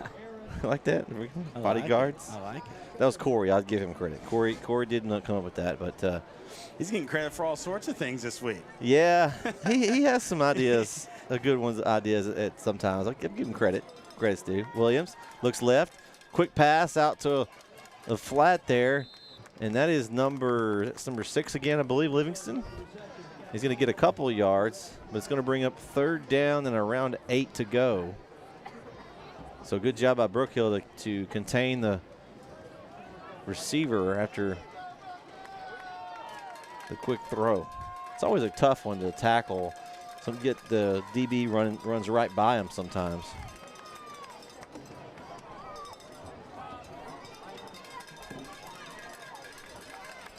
Man in motion for Grace. They're going to look this way, and Williams is wrapped up and taken down. It's Broxton Durrett in the backfield for the guard. Thought he was going to escape from it for a minute there, and Durrett stayed on him and brought him down for a big loss. So Durrett making waves on both sides of the ball. And that wrecking ball defense comes up big. And it's going to be 4th down and a long, long way to go. So it's at the 14. They've got to get to the 33. So it's a 19. So 4th down and 19. So let's see if Brook Hill can take advantage and flip the field position here as King's back in his own end zone. Well, it's actually a different person. That's actually number 9 punting, and it's a terrible punt for Grace. That is Cole Stanley. I don't know where King was, but they missed him on that punt, and Brook Hill's going to get excellent field position. Looks like that around the 33-yard line, I believe, there, Jared. Yeah. So great opportunity here for the guard offense to take their first lead of the game here if they put any points on the board.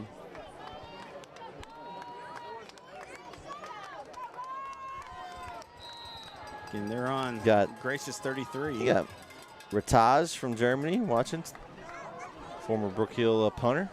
Very good player, a soccer state champion. Williams pulls it, looking for room, and there's not much there. Maybe give him a half yard. I don't know. Looks like they're going to give him a little bit. Maybe a yard. A yard. And Grace's defense did a good job there staying home on Williams.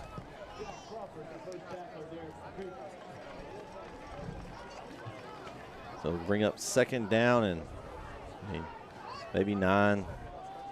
Between 9 and 10. He didn't get much. It was like in the middle of the half-yard line there. So here we go. Williams and Durrett in the backfield. Gilberti in motion. Fakes the handoff to him. Williams has got a man open. Caught! Wow. It's Carlos Affery, I believe it is. And he catches the ball inside the 15. They'll mark him down at the 12-yard line. And a big play with Williams. Had all kinds of pressure in his face. And was able to get it away, and Affery was wide open. Man, that's a huge play for the guard. So it's 1st and 10 from the 12. Williams looks right. He's got a man open, cut. Touchdown, guard. Pass complete to number 9. That's John Marcarico for the 12-yard touchdown run, or catch from Williams. And Brook Hill with their first lead of the night.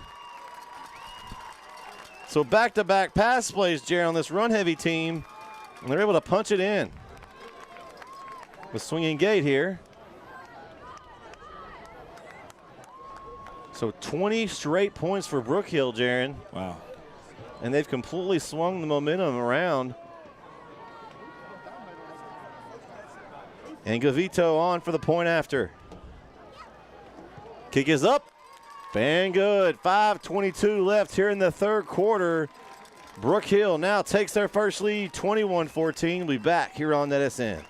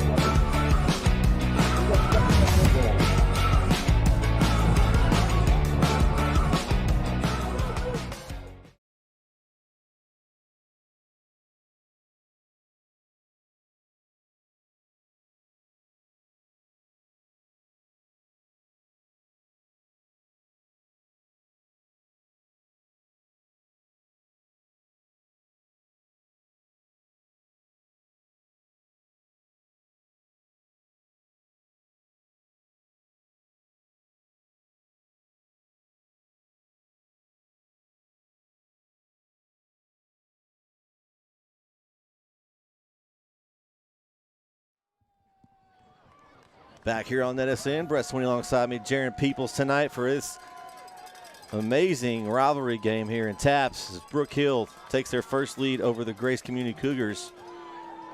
It's also nice to broadcast a game that's like 3 minutes from my house. It is. I agree with you. As a great run by Alexander, right the middle, and the big man. He's shaking off tacklers, dragging folks across midfield. Goodness gracious, Jaron. Man. For the love of everything, holy. Dude, he said, it's my ride. You can come along if you want to. He's going to need a charge for that ride. Golly. He got up to the 47-yard line. Oh, man, can we check the birth certificate on that man? I did find out he's a basketball player, too. Oh, my goodness. What can the guy not do? What a return. I know who's a good side. I'd probably stay on. I don't know how this kid's not on the roster. The disrespect that he's not on the roster. He will be next week. Yeah. Williams, low snap. Handoff and nowhere. Host the cannonball that was defense, yeah. Ale Heck on that run, or he attempted to run, and Brook Hill was ready for it there. Our man Aaron Pakarinian kind of led the charge there and just did a great job getting into the backfield. Yeah, Bettis Jr. Connor, you're right. It's something. And I'm not sure why he's not. And maybe he's just got some oxygen or something. But I think I'd get him back in the game. So here we go. 2nd down and 12 after that 2-yard loss. Williams drops back to pass. He's looking, scrambles out to his right. He's got pressure in his backfield. It's Sam Williams on the sack. Wow. And a huge loss. About a 14-yard. Back at the, yeah, it's going to be marked back, Jaron, at the 38-yard line of the Cougars. And Williams is coming up a little bit limp. So 25-yard, 3rd and 25. Goodness. Whew. So a big play as Williams and Durrett on defense tonight have been big. You know, we're usually talking about them on offense, but they've made a couple of big defensive plays here in this second half. Yeah, give it to Coach Hubbard and his defensive line. They're really doing a great job on giving some gaps to these linebackers to get in the backfield. If you're Brook Hill, you got to stay home. Watch these little trick plays. Grace has done a little screen. That's going to be number 2, McQuay.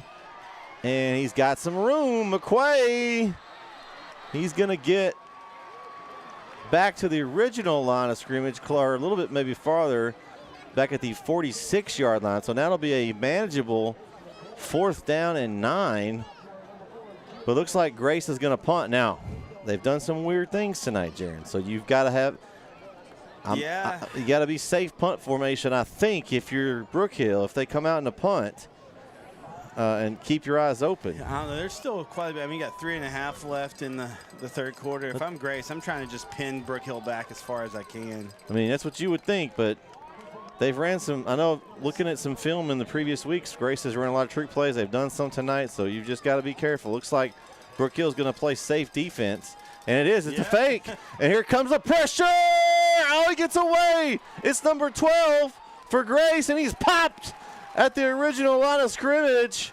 And that's by Gilberte. And that was 12, McCade Stinson on the fake. Stinson, yeah. And they were in fake punt prevent, but basically, and they still went ahead with the fake. That's risky, Jaron. I don't know. And if he would have had somebody downfield, I mean, he had space to throw. I mean, can you audible that if you're on the player on the field and say, hey, no one's open, let me just punt it? You know, I don't know. But anyway, that's a huge play. And Brook Hill, now they've scored 3 straight scores. You give them good field position here. They're on their own 46. So here we go, 1st and 10. Ball loose, and a fumble from Durrett, and looks like Grace get it back. They think they have. I haven't seen a signal yet. And that do see on the far side. Yeah, wow. And, man, you go one extreme to the other. And so Grace basically gets it back where they had it a while ago. Man, what a game. Wow, I may have to go get some oxygen myself here, Jaron. You know, and we were playing this game up, right? We said, hey, this is going to be a fun, but, man, we've seen some things this game that just crazy. So now Grace gets the ball back. 1st and 10 from the guard 45-yard line. Liberty Ilo just scored on a 4th and 2. Ball handed off. It's number 25 again on the carry. That is Hale Heck. And he gets about 2. Hey, this Brook Hill guard defense, I mean, this Cannonball defense has really stepped up. Well, speaking of Cannonball, Alexander is checking back into the game. Man. He should have gotten 30. Is there 36 on this team? He should have gotten 36 and just been Jerome Bettis. Maybe they didn't have that number. I don't know. So 2nd and 8. Williams fakes the handoff. He's going deep. Coverage is good. And oh my goodness, the guy. Oh my gosh. What a catch. That was a Rico that had the interception. The ball kind of bounced around into the arms of the Grace receiver. Holy shenanigans, Jaron. Just said that we've seen things we haven't seen all season. And oh, my goodness. Again, Rico had his hand on it. It was deflected, bounced. I think hit a helmet and then landed in the hands of the Grace receiver. Oh, my goodness. Sports Center top 10 nominee. Man. Whew. So here we go. Grace in the gun. It's going to be Stinson. This is going to be some flag. I think it's some movement there. Yeah. Looks like Wildcat formation there with Stinson. They were trying to run up the middle. I think he had some room, but unfortunately some of the guys up front decided to move around before the snap. So that's going to back them up 5 yards. But man, oh man.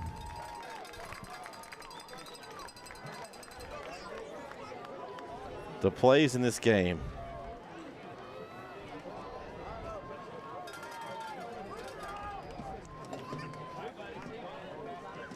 So now that's going to be, it's 1st and goal now from the 14. So it will be, there's no, they can't pick the first up at all. So this is a goal-to-goal situation. And Stinson's still in at quarterback. He's going to take the snap and run right forward. He's tackled immediately in the backfield. I think that's Williams, and it is. Williams gets him pretty much immediately. They're going to give him, I think, maybe 1. It's hard to tell from this angle, but I think it's a 1-yard gain. So it'll be 2nd down and 13 now. This is a big possession right here. If you're Grace, you probably need a touchdown here. You don't want to have to settle for 3. Yeah. They do have a kicker, King, that can do it, but they're going to hand off to Alexander. He's got some room on the outside. Alexander tripped up. Nice tackle below the knees for the guard. He gets to about the 5, I think. Yeah, they're going to mark it at the 7, it looks like, from the spot here on the near side. So it'll be 3rd down. They've got 6, maybe. Yeah, I think it is 6. So 6 yards. So 3rd and 6. Yes, again, you can't get a first down, so you got to score. I mean, I'm handing off to Alexander if I'm Grace right here and tell him to try to stop me a few times. Here he goes. Alexander bounces it outside. There he goes. Runs through a tackler and into the end zone. 6-yard touchdown run for the freshman. And Brandon Alexander and Jaron. Wow. They're right back in this game. This has been an Epsom flow game. You had Brook Hill had a chance to go down and get up 2 scores. They fumble it, and then we get that crazy catch on the sideline, and a couple plays later, Grace is in the end zone. I mean, this has been a game. We said it was. Here comes a kicker. So try to tie it up here. Yeah, and it's a different kicker on now. So I wonder if there's an issue with King. That's looks like number 36. He's not on either roster I have. So not sure who's kicking right now, but we'll see if we can find out. 54 seconds left here in the 3rd. Don't go anywhere. We got a tie game again here on NetSN.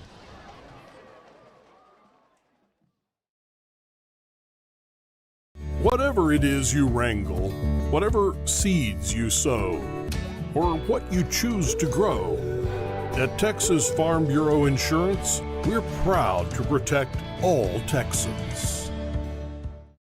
Have you sustained a bone, joint, work, or sports injury? Problems with mobility or movement? Suffer with pain? Contact Azalea Orthopedics. Our specialists serve patients across East Texas. For proven, trusted medical care, you have a choice. Demand Azalea.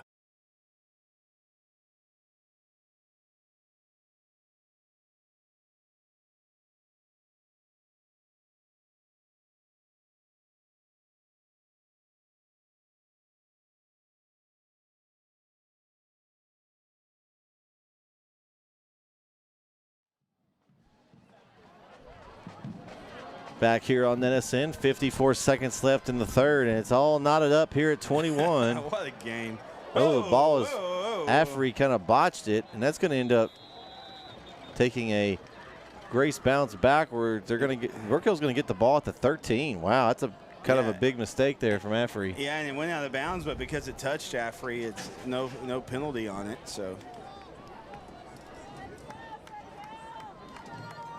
Brook Hill will be pretty far back in their own territory. Someone says, I think this might have been his first game. Well, it's on film now. It is. They saved him for the big one, I guess. I think he's pretty good, Jaron. Yeah, and I saw him do. He's done some pass protection too. Yeah. He's pass walking. So Sam Williams in the gun. He's gonna. Does he keep it? Wow, I can't tell, but someone poked through. I think it was Durrett with the carry. He got through about 3 yards there on first down. So be a 2nd down and 7 there. Clock rolling here. Man, this has been a fun game. I keep saying it, but man, it's and what you want this game to be. Yeah. It is 30. Yeah, it's 20 seconds, guys. It doesn't recognize the seconds, so it is ticking down here.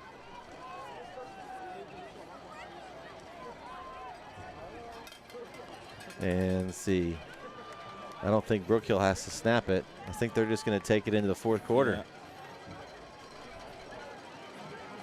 That's what they're going to do. And that's going to do it here for the 3rd quarter of play. We got a good one here in Tyler. Clyde Perkins Stadium. All knotted up at 21. We'll be back for the 4th quarter here on NSN. Family Circle of Care is a network of 6 community-based health centers providing affordable health care services to East Texas families. With 4 locations in Tyler, we offer family medicine, pediatrics, OBGYN services, internal medicine, and counseling.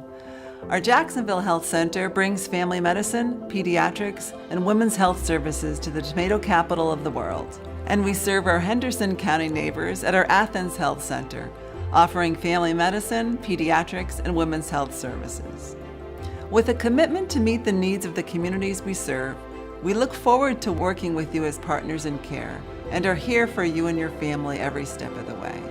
We accept private insurance, Medicaid, Medicare, CHIP, and offer a sliding fee discount for insured and uninsured patients. We serve everyone regardless of ability to pay.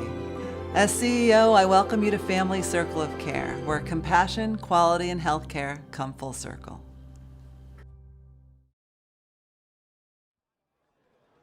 And we are back for 4th quarter here on NSN. Brett Swinney, Jaron Peoples tonight here in Tyler in Grace Community's Clyde Perkins Stadium here for a big district matchup.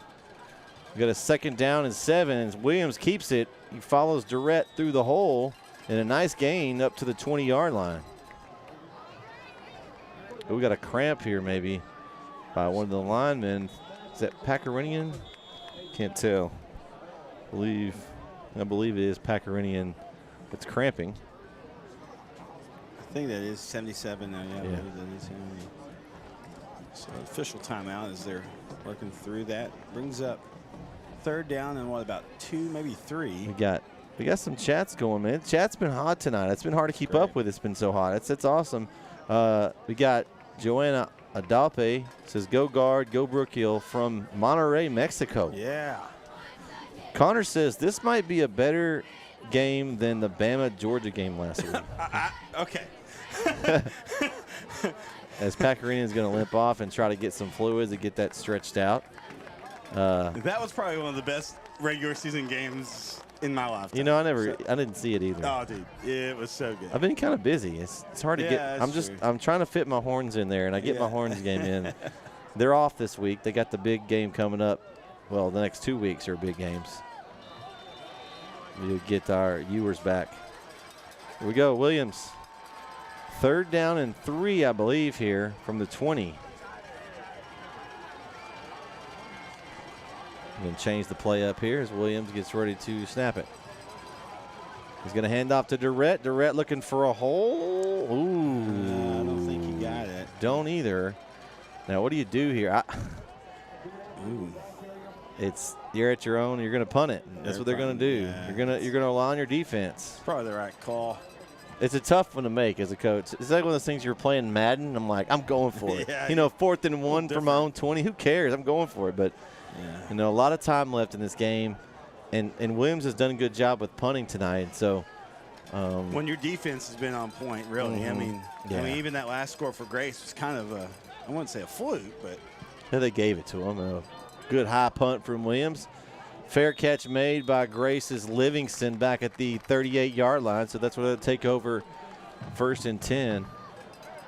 And that's tough right there because you're just 1 yard short of that first and changes your whole strategy. Henderson now up 24 to 0. That's just crazy. Halfway through the 3rd quarter. And I tried to do a scout to see if there was any major injuries, and I didn't see anything, but that mean that's just crazy to me. Yeah, Liberty Allo 36, Tatum 26 in the 4th quarter. That's not looking good for my pick'ems. Yeah, I had a good week last week. Taryn, it's all your fault. I rode with your Eagles, man. Yeah. They let me down. The bus has it here. Oh, man. Alexander, and he takes a pop after he gets about 5. Man.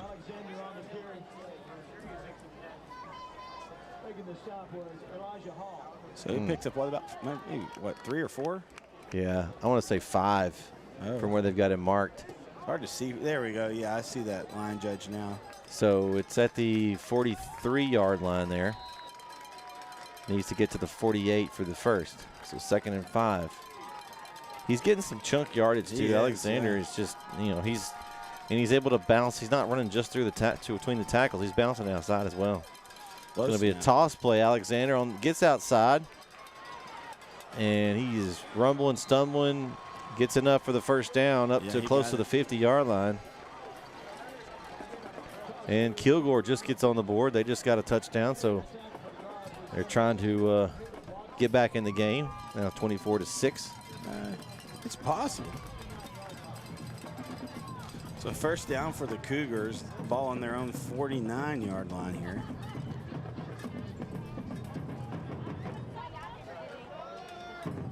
Alexander off the field. Yeah, he's going to take him a breather, go get some oxygen. Sure, he won't be out long. Handoff up the middle. There's a big hole. Wow. And the hole was found by Ale Heck. And he goes for a 1st down right off the bat here after he comes into the game. Nice run by Heck. That's a good pickup for the Cougars. That's just a good job by those offensive linemen up front right there. That hole was huge. Yeah. I might have been able to run through that, Jaron. I don't know. Maybe I'd probably got tired 5 yards in, but. Low snap. Heck again. He's got no room this time. He's swallowed up, and he's going to lose a couple. That's number 58 for the guard, Juna Sarvjarvi. Yona. Sorry. Yona. He's one of our Finland players. Well, he did a great job on that pursuit. So, we're like a negative play here. So, like they simulcast this game on ESPN in Finland, I believe. We're the ESPN in Finland. Oh, ball's fumbled around and it's loose, and they fall on it.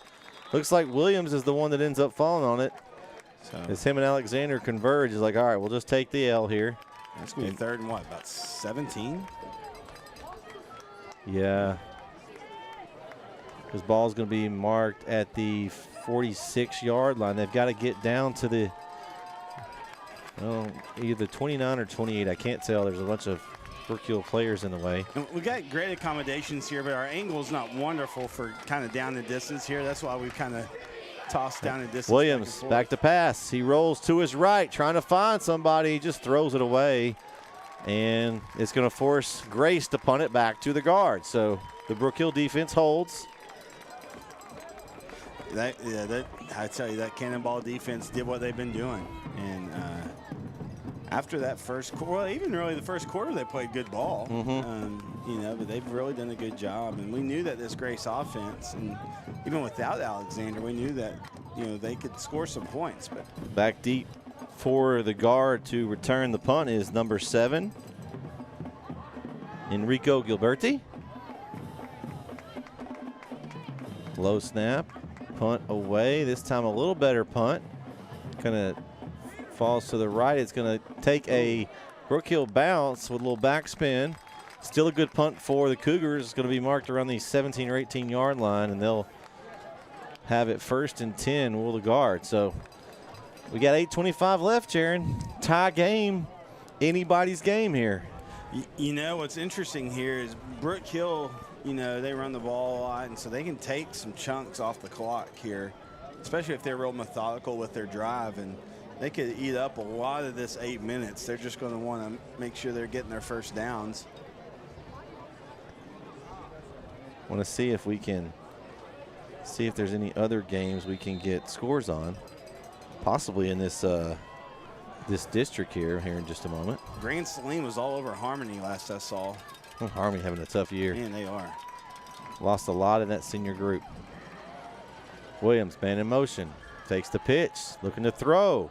Got 2 guys there on, looks like, is that number 15 on the route there, Cole Schluter. And then is that 9? Yeah, it was kind of in between. It was a weird, it looked like he was throwing to Schluter. Schluter had 2 guys. He could outrun both of them. Maybe just a little underthrown. Rico was about 8 yards, short. So either way, 2nd and 10.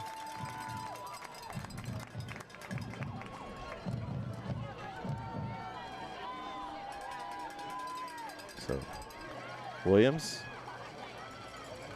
going to throw a short little pass. It's Gilberti. Gilberti's got some green grass and makes a move, and he's going to pick up a nice chunk on 2nd down. Maybe about 6 there. I know Keith doesn't like them, but I like screen plays. I do. I think they can be effective. They're kind of all or nothing. But yeah, well, and I say this all the time. It's like it's either going to be the best play or it can just completely backfire on you. So it's one of those risks. Now, the short little screen like that is not as risky. The bubble screens where you just let the defense almost sack you and you throw over the top and then hope no one intercepts it, those are dangerous to me. And then try to win the foot race. So 3rd and 5.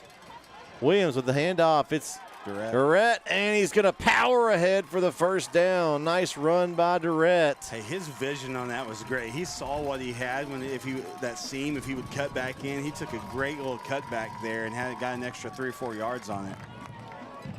So 1st and 10 for the guard at the 31-yard line. Got a little momentum going here. Guards, ooh, tough pass. Kind of behind receiver number 9. That's Orico, comma John Mark. He got 2 Oricos out there, but he almost came up with it, but it was a little bit behind him. Man, that wasn't a bad idea at all. Just about half a step behind him because he had some space on that slant. I think he'd have gotten the 1st down easily. So 2nd down and 10. Man in motion. It's going to be Durrett again. Nice run from Durrett. Gets up around the 35-yard line, so a good run on 2nd down. Is going to bring up a 3rd down. Looks like maybe 6. Maybe gave him 4 there. So it's a big 3rd down for the guard. Let's see what they draw up here. And I'd like to see him get Sam Williams in space somehow. I don't know how they do it, but and you're probably in 4 down territory here. I think you're maybe too close to your own end zone, though, right? I mean, well, depends on where you get here. Williams, and he is wrapped up, and he is sacked for a big loss, and they're going to bring him down at the 25-yard line, or at least forced the whistle to be blown. That was Nick Boone who just penetrated. Yeah, Boone. The line. That's not the first time we've called that young man's name. He's been in the backfield several times for the Cougars. And so that's going to bring up 4th down and about 15, it looks like. So Brook Hill will punt back to Grace with 6 minutes to go. Williams, low punt. See what kind of bounce. Takes a bounce. It bounces right to Grace, and it's Livingston. He's got a little space. Livingston bounces it out to the right side. He's got room down the sideline. Livingston still on his feet. Inside the 20. Livingston's going to get it. He is going to return the punt for a touchdown for the Cougars. Wow. And they take the lead on a punt return. Wow, what a return by Lawson Livingston. Man, that vision was incredible. I mean, he just kind of just cut his way through the coverage team for Brook Hill. That's a tough one if you're the guard, man. You know, it was a low punt, and it could have taken any kind of bounce, but it took a great bounce for the guard in one aspect because it went the correct direction, but it went right into the hands of Livingston, and the receiving team since it was a low kick, hadn't had time to get down there. Yeah. And so he got moving, going the other direction, kind of before Brook Hill got there, and so they were able to take advantage of it. So we got a PAT by number 36, not sure who this is. And the kick is up and good. So with 5:49 left, Grace now has the lead again, 28-21. Don't go anywhere. We've got a good one here on NetSN.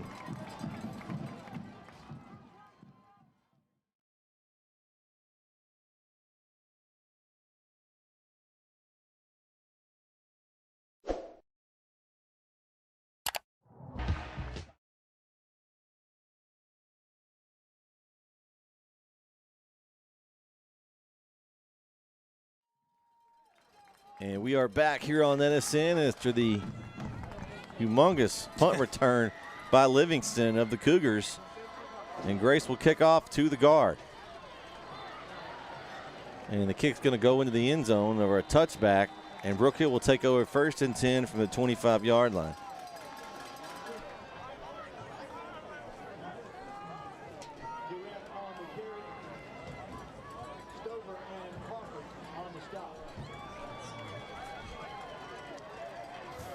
And Kilgore's trying to come back over here, Jaron.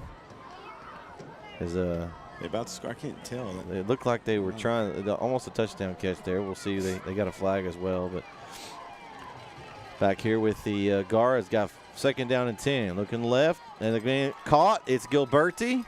There is a flag. Looks like movement early, though. And that's going to hurt. Well, they didn't blow it dead. Yeah, I don't know. That he was signaling motion. Okay. Yeah. See, I don't know if somebody didn't get set, maybe. But that's going to come back, and a good 1st down pickup now is going to be negated by the penalty.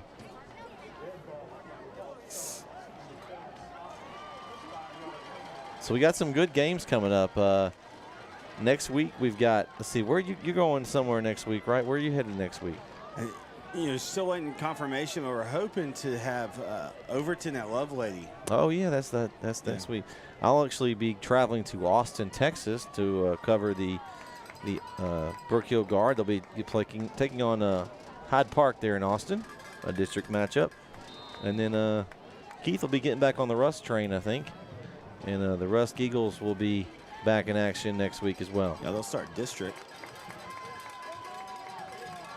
Williams rolls to his left, throws, and caught up to the 30-yard line. Nice 2nd down pickup there, and it's going to be a good chunk there, Jaron. That's a good play there to get some of that yardage back. Yeah, it looked like a 10-yard pickup, so 3rd and I think about 5. It looks like 5, yeah. We got the ball at the 30-yard line. I mean, this is got to be 4-down territory almost, I would think, here with the clock rolling at 4 minutes to go. Unless you just lose a lot. If you get close here, I think you have to go for it. Here goes man in motions, Gilberti. And Durrett is going to get about half of that. They're going to punt. They're lining up to punt. Interesting. Okay, so it's now, it looks like 4th, and I'm going to say 3 there with 4 minutes to go. I don't know. I guess you trust your defense here. You know, I know they've. It's not a lot of time. It isn't a lot of time. They do have all 3 timeouts. I mean, you gotta go with what brought you. So you're gonna get your defense out there. Williams with a great punt, and the ball's fumbled. Oh my goodness! Ball's still loose. It's still loose. Who got that ball? Oh, and Grace got it. Oh my goodness! The ball was muffed at around the 30-yard line, but Grace. They had Grace right there, Jaron. Yeah, man.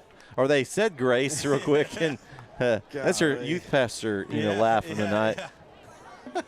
They said Grace real quick. Good job. Yeah, that's a good one, right? I mean, You did good. You did good. So the ball, they're going to spot the ball at the 30, somewhere around the 30. Yeah, right at the 30-yard line. So Grace will take over there with 3:38 left and a 7-point lead here. So Brook Hill, now you've got to come up with something on defense. Now, I think you're going to have to be able to tackle Mr. Alexander. I think you're going to get a big dose of him. That Liberty Allo Tatum game went final, 36-26 Liberty Allo. Here goes Alexander. He goes off right tackles, trying to get outside. He's found a crease, and Alexander just burst to speed. Wow. There is a flag down. I think that one's coming back to you, and I think there was a kind of holding or blocking in the back downfield. And so the big run by Alexander possibly negated here. That's a big penalty. Is that a spot foul on the offense? Depends on what the foul is. If it's holding, it is a spot foul. If it's a personal foul, like I didn't see what they call. I should have been watching the referee. We'll see how they spot it. But the holdings are spots. Now, if it's a block in the back or something like that, the personal foul variety. Yeah, it's from the line. It's from the line of scrimmage. Yeah, they're doing it from the spot, so. So it may just be back where it was. Yeah, it's a 10-yard. Looks like, yeah. On the spot, so. So it'll just be replaying the down, basically.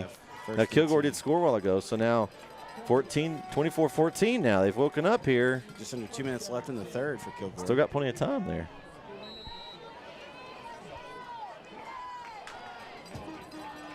Here we go.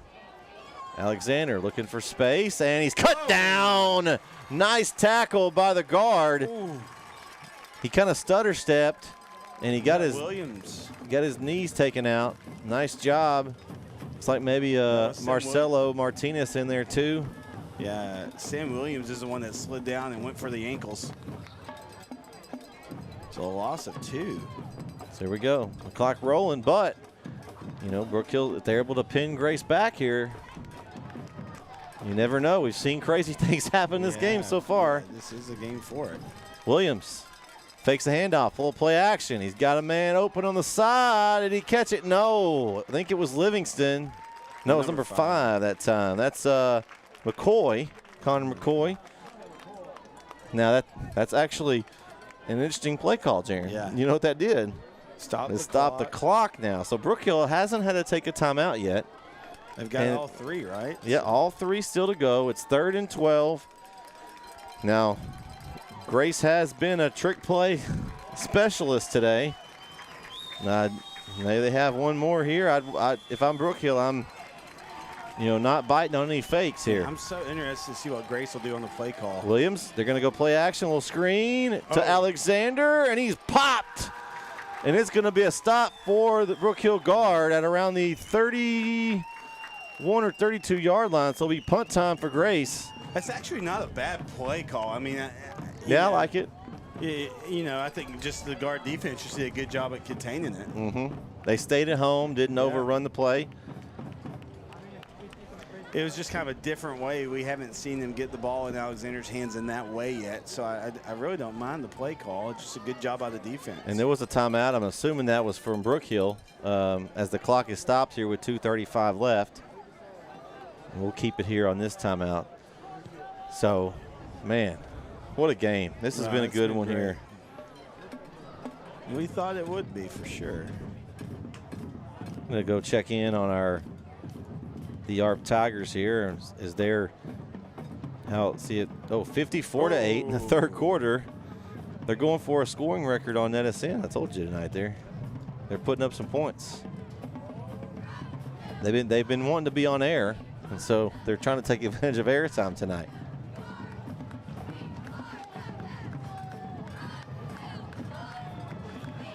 See if we got any other games going. Got the Longview and Rockwall. I wonder what that one is. Oh, all Lobos, 42-21 in the third quarter.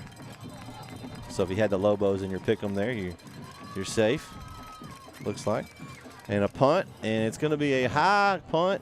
And Gilberte's back. Oh, big. It's bouncing towards him. He's got to get away from it. And that ball is going to be down at the 18-yard line. And so 2:22 to go. Man, that flipped the field. They've got 2 timeouts.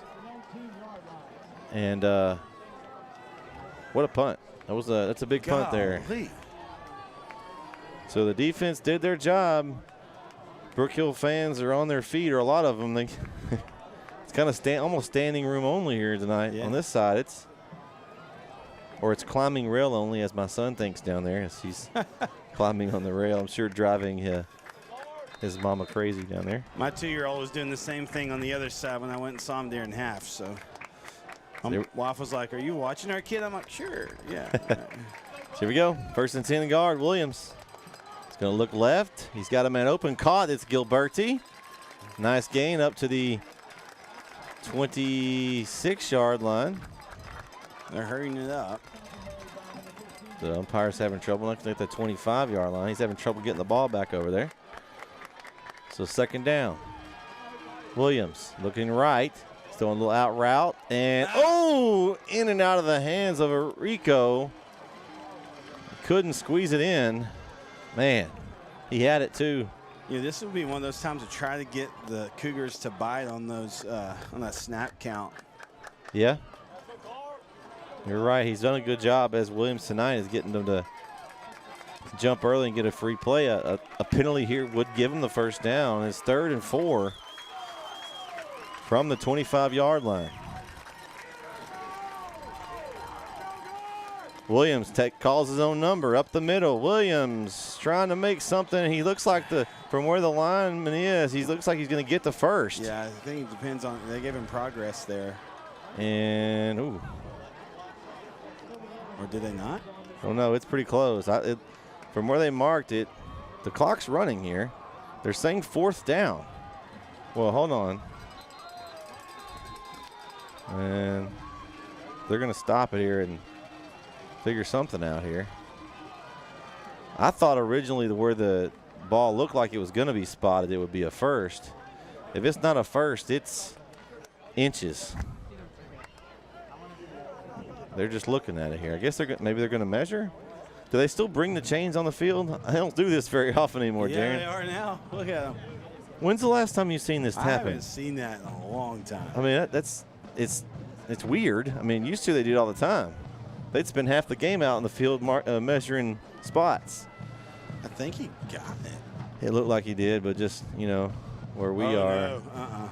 Oh, it's a foot short. Yeah. You're going for it. I mean, yeah. You have to go for it. You're going to line it up, and you're going to get behind that lineman that you want to. That's going to get the biggest push. I might get behind Pacarinian. That's who I'm putting my money on. Yeah, that's who I'm pulling. What are we doing, right here?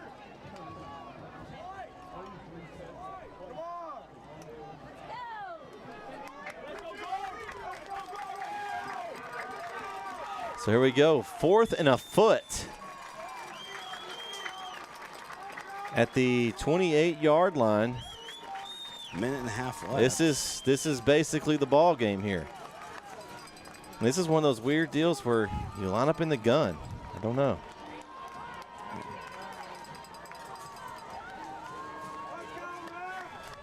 Well, the clock says now 14 minutes and 50 seconds. So as you see it on the screen, here we go. Back to 145. That's some trouble with that.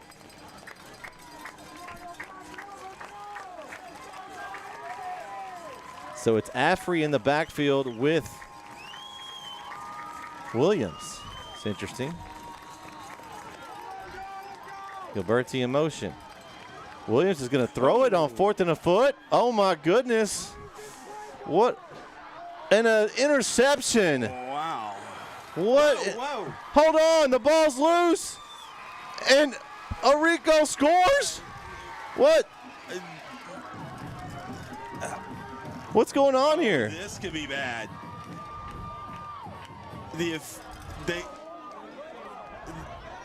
This is, oh my gosh. What just happened? They didn't blow the play dead, but they tended to this injury, but the play was still alive. Oh my gosh. What just happened? Was they say incomplete pass?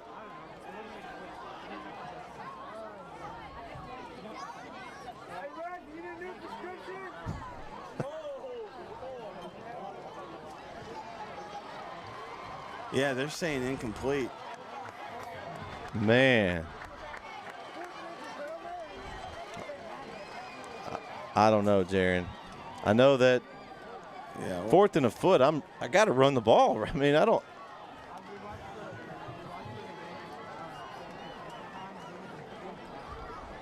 Wow. Man. We'll go back and look at that one. Yeah, I'd love to see that one again. It's a tough break, though, for the guard.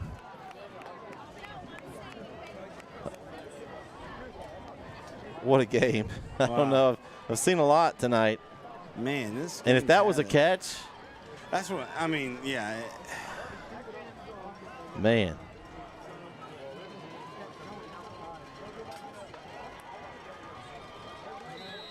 Okay. So 1st and 10, Grace from the 19.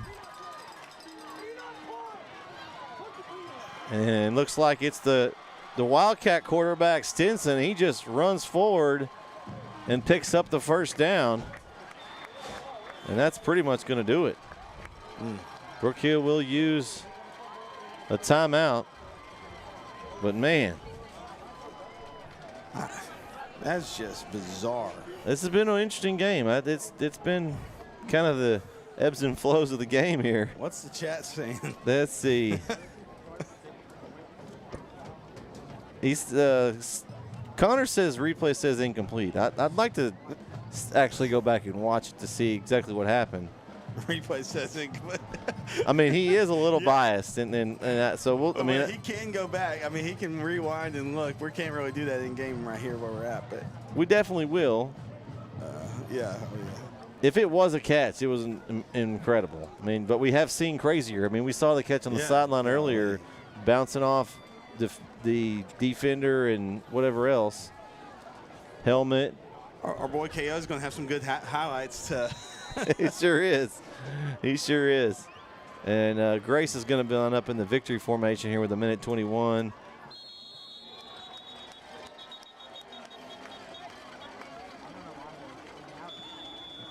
And Brook Hill will take another timeout.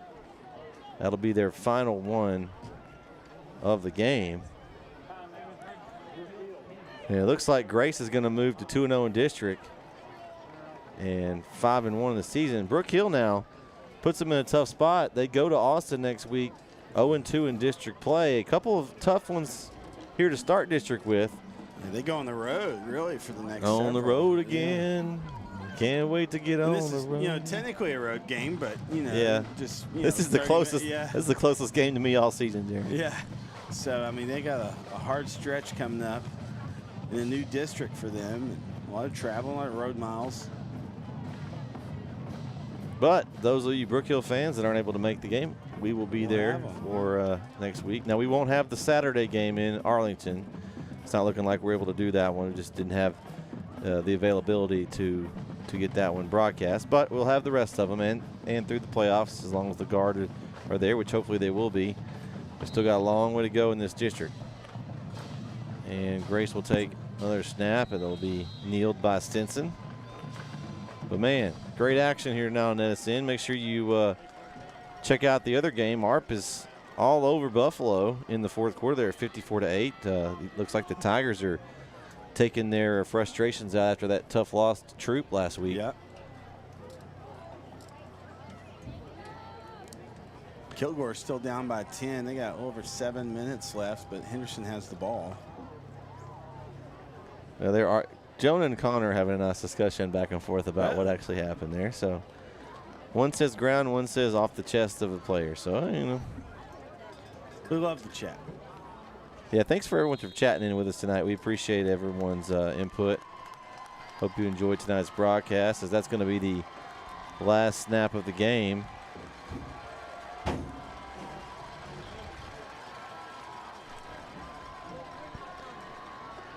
See, next week I'll be traveling to Austin. Jaron, maybe possibly Overton Lovelady. We're trying to get that confirmed. We had Keith will be getting to the Rusk Eagles. Can't remember who they're coming off that bye week against. I know they play Brownsboro the following week because I'll be going to Brownsboro. Is it Bullard? I can't remember. Let's see. Well, I've got it right here.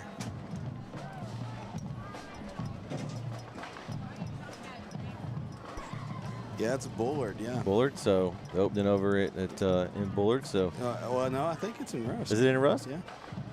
Keith and Vince will be on that call. Isaiah will be with them, and then you and Jason will be down in Austin. And like I said, I'll have Overton at Lovelady. Hopefully, Josh will be joining me. Then our center guys will be covering maybe the biggest game around next week. Center in Carthage, and then Larry's going to be somewhere too. Well, we're going to have 5 games next Friday night. Yeah, back to a full slate. Full slate of games, and then possibly a Thursday night. I'm still trying to confirm that one.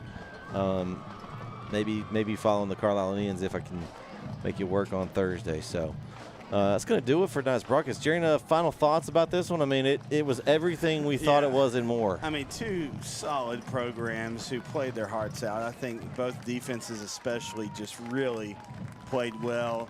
I mean, we saw some crazy plays, some just athletic plays. Both teams laid it all out, and I tell you, it was a good quality. Hey, who says Taps football can't bring it? I tell you, man, I mean, it was awesome. That's going to do it for tonight's broadcast. Again, thanks for Rob and Elijah up top on the camera. For Jaron next to me, I'm Brett signing off. The final here in Tyler, Clyde Perkins Stadium, as Grace Cougars get the win over the Guard, 28-21. Thanks for watching. Have a great weekend. See you next time right here on NetSN.